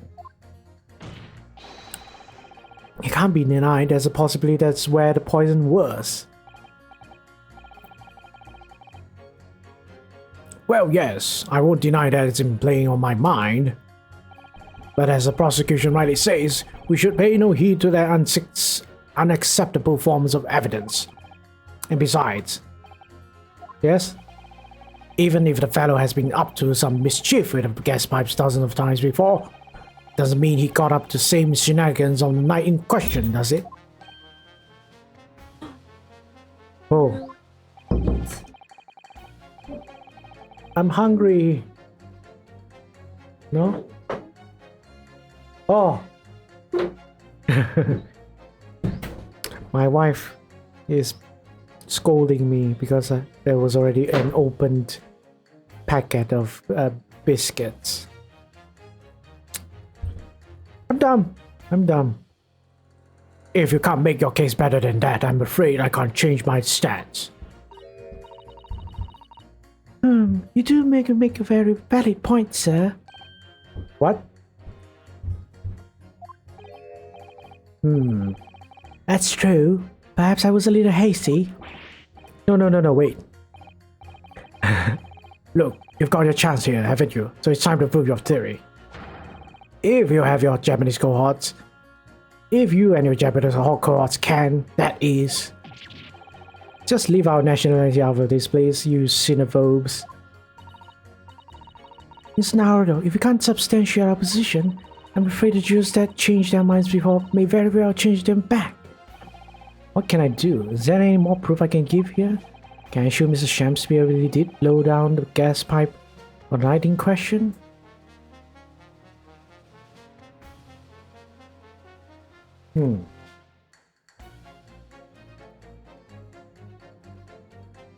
Do I have evidence other than... I think we can corroborate the evidence with certain person. So I have supporting testimony, I would say. Because I'm thinking about Mr. Gary Depp. He's the only one who will be able to notice if there's someone at least did something with the gas pipe. No, in truth, I don't have evidence to support my theory. However, there is witness testimony that substantiates it. What's that? Testimony? This is incredible. Whose testimony? Yes, it's all connected. Everything is linked. A person whose testimony revealed details about a guest in the Gary Depp residence that night, namely...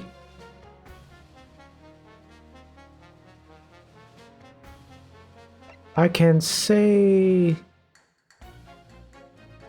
this one.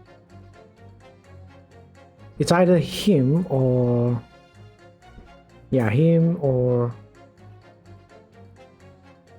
Gary Depp himself. But let's try... we're correct to say him, I guess.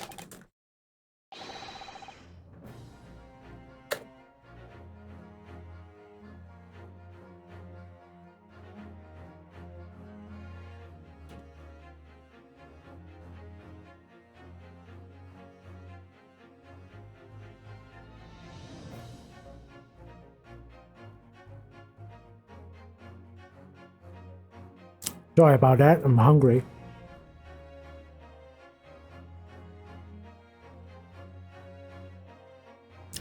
Obviously, I'm talking about the defendant, Mr. Suseki Natsume himself. The defendant? The very beginning of the proceedings here in court yesterday, Mr. Natsume said the following.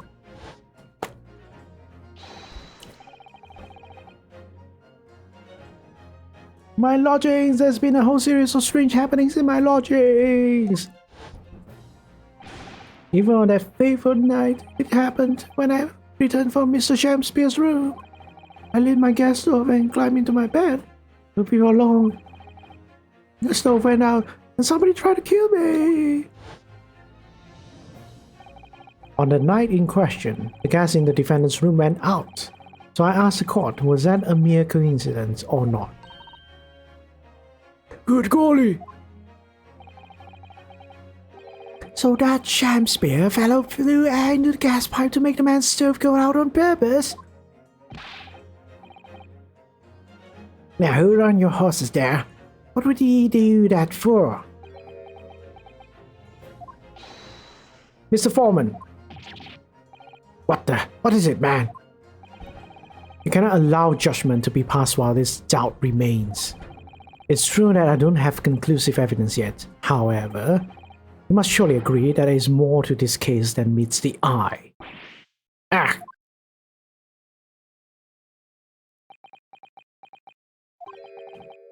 Fair enough.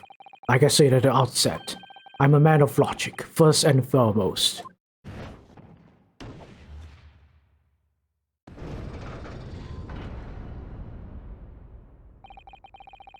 As for jurors leaning towards not guilty, my lord, we have overturned the decision. Therefore, the defense calls for the trials to continue.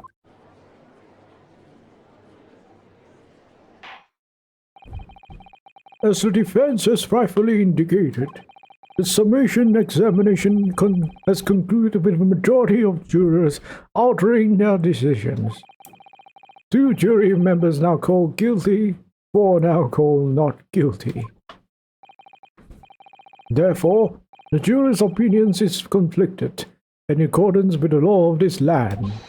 I hereby order the continuation of this trial.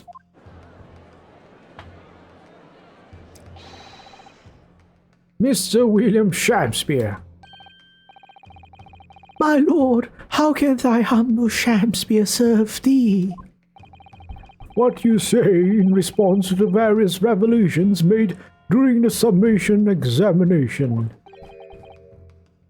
So God mend me, I do solemnly swear. I recall aught of either the lamp or the pipe. But your handprints have made a tiny mess of all over the wall there. How do you explain that, ye? I'm done with this. The dignity of this great courtroom has been sullied enough already. Juror number 5. Who, me? As I went to some pains to point out already, a print of the self-professed detective toy has no place in a British court of law. Ugh.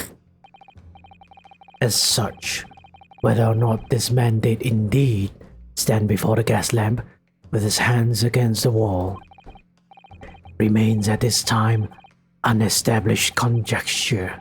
You all do well to remember that. Yep, all this did happen in the previous game. But the prosecution must consider that it would be extremely simple to verify. Just order the mouth of the gas pipe feeding that lamp in the Shakespeare room to be examined. If there are traces of poison there. Objection! What appears to be extremely simple in my Nipponese friend's mind. Are you calling me stupid? You will recall that in order to check for the presence of poison in the tea, some remnants of the tea were required. Yes? Therefore, it shouldn't be beyond your wit to examine that even if poison were to have been spread on this pipe, it would have completely evaporated by now making any analysis impossible. Ah, I didn't think of that. Point taken, alright? Point taken. You could have been like softer to the take, right? This be gentle. In any case, Counsel, I fail to see what could possibly have motivated the man to do as you describe. Why on earth would this fellow have wanted to blow air into the gas pipe work where he lived? There's only one possibility that I think of, and that is to use the leaking gas to commit murder.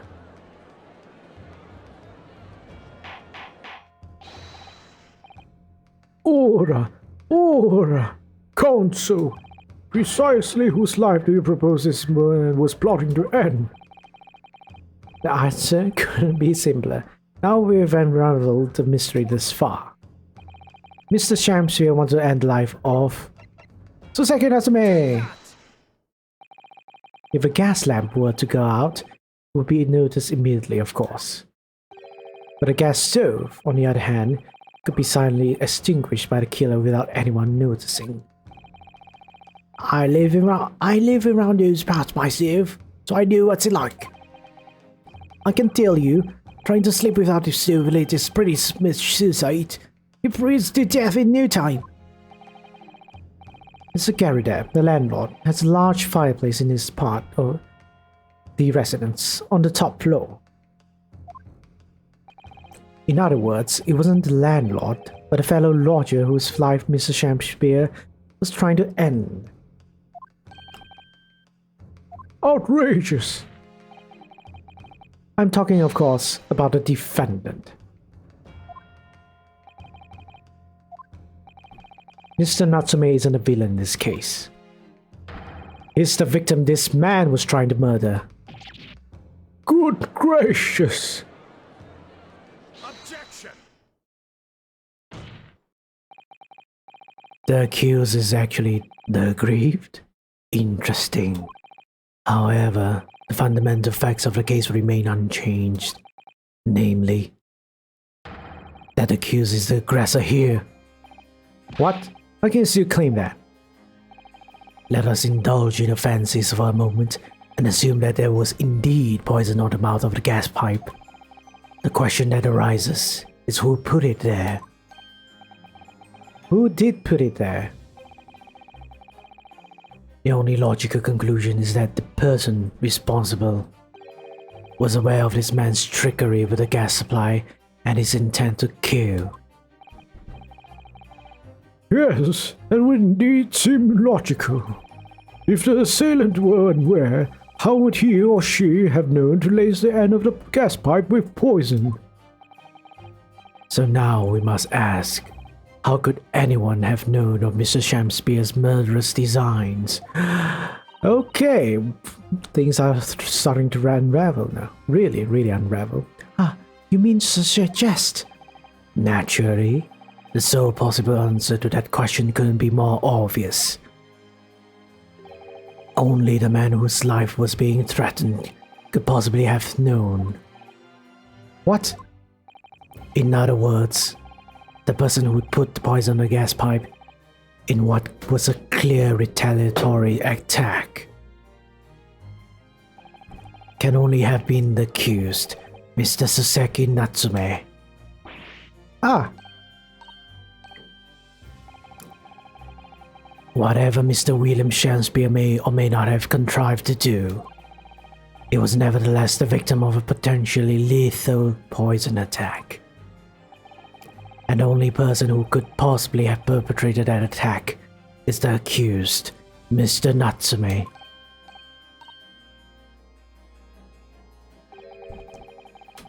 I can clearly see the case, how this case is going to go now. But we'll see. We'll see how it actually is it running as per my mind or could totally be something else. But we'll see. The defense counsel's theorizing has failed to avert suspicion from the accused. Far from it. In fact, Now that a clear motive for poisoning has been successfully established, that suspicion is greater than ever. Would you not agree, my Nipponese friend?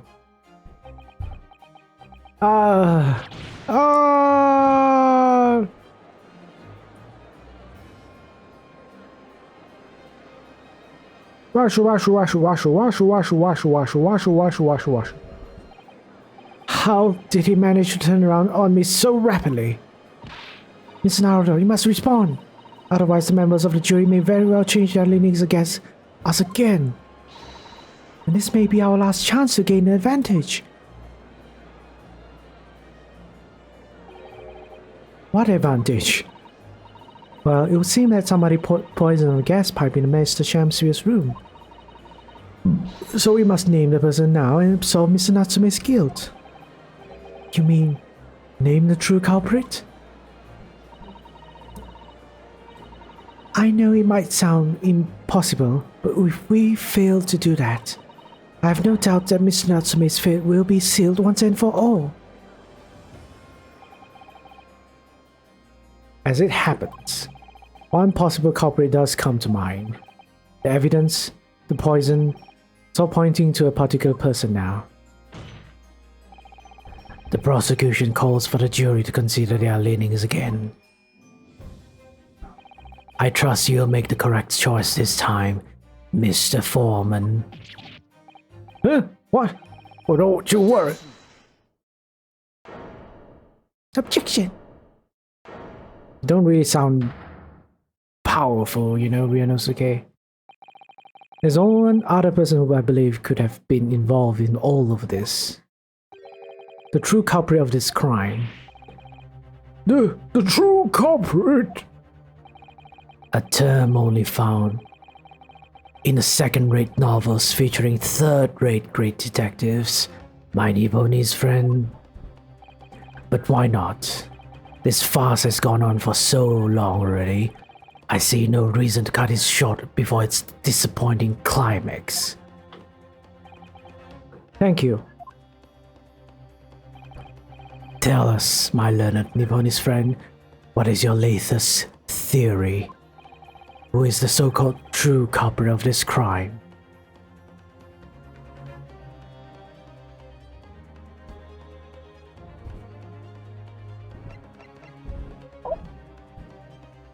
Olive green?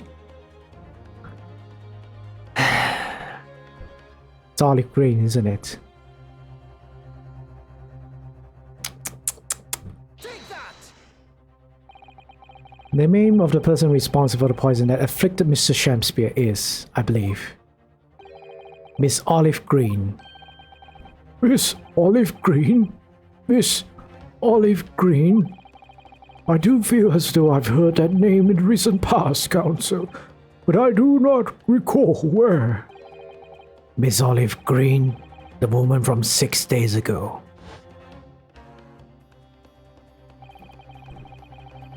The victim in the recent case of stabbing on Briar Road.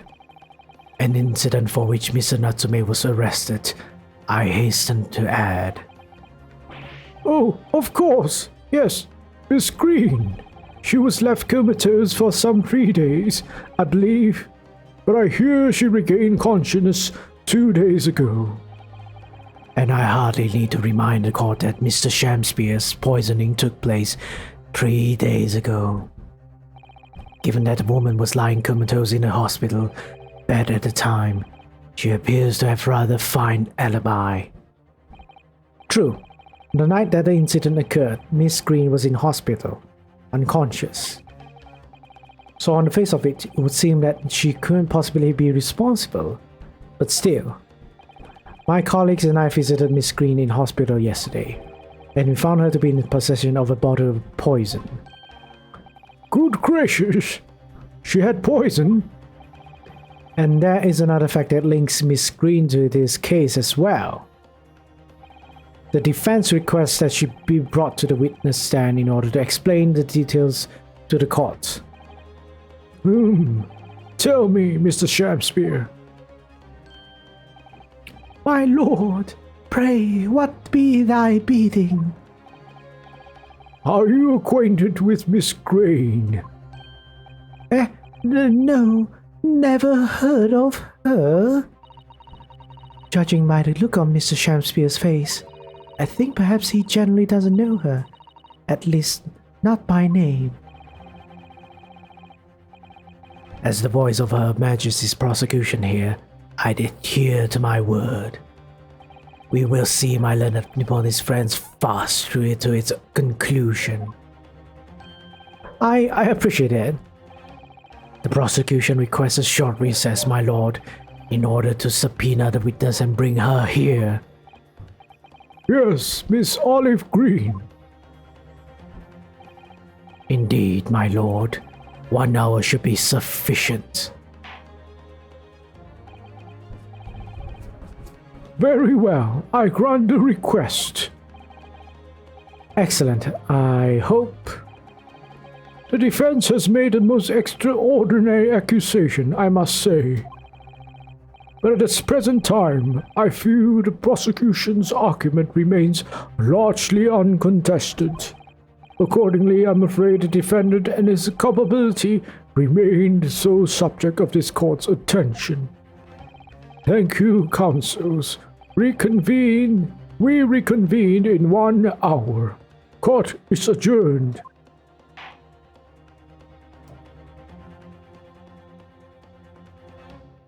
To be continued. Ooh. Well, it's been some time. And right where we wanted to stop. Alright. I would actually be ending now. Actually, this is a good time to end. I'm hungry. And this is a good cliffhanger to be at. So, nice. Very nice. So, without further ado, I would like to thank everyone who's over. I would like to, like to thank everyone that has been here. Hope you enjoyed this stream, and we'll be back with this Ace Attorney in the day after tomorrow, which is Wednesday for me. But yeah, so far so good, really. I think. Oh, also we managed to. Oh my goodness, we got a lot of points. For the ready or not. Yeah, I'll definitely get it. I'll definitely get it. Okay. Thank you for everyone also doing that. I wasn't thinking. A lot of people would want it, but seems like so. A lot of people want to see me play a SWAT game, but we'll see when we'll be able to play it. But for now, all right. As always, whenever I end my streams, I will be raiding someone. So who do we raid? Who do we have? Let's go and see.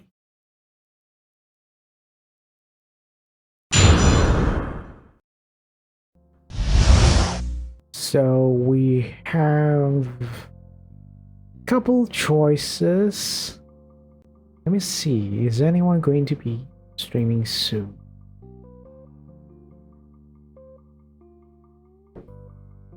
I don't think so.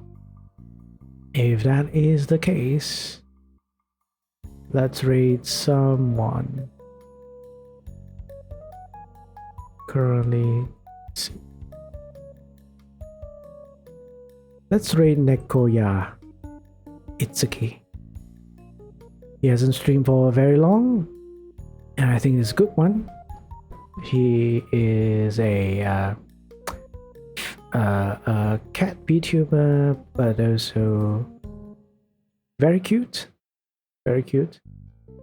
So you're probably gonna like it. Like him. He is playing Slime Rancher 2. So let's go over there. Alright. Oh wait, why did I do a shout out? Raid, Nekoya Itsuki. And then to the raid message. And this. Right. So yeah, it's been fun. So tomorrow is art stream. So I'll be drawing something for a fellow mutual who is Daffy. Not sure if Daffy is around, but I think she'll also be streaming soon. She's another wonderful streamer as well. Very good fun to talk with. So looking forward to drawing things for her. But yeah, take care, stay hopeful, but be critical. As always, thank you. Bye bye, everyone.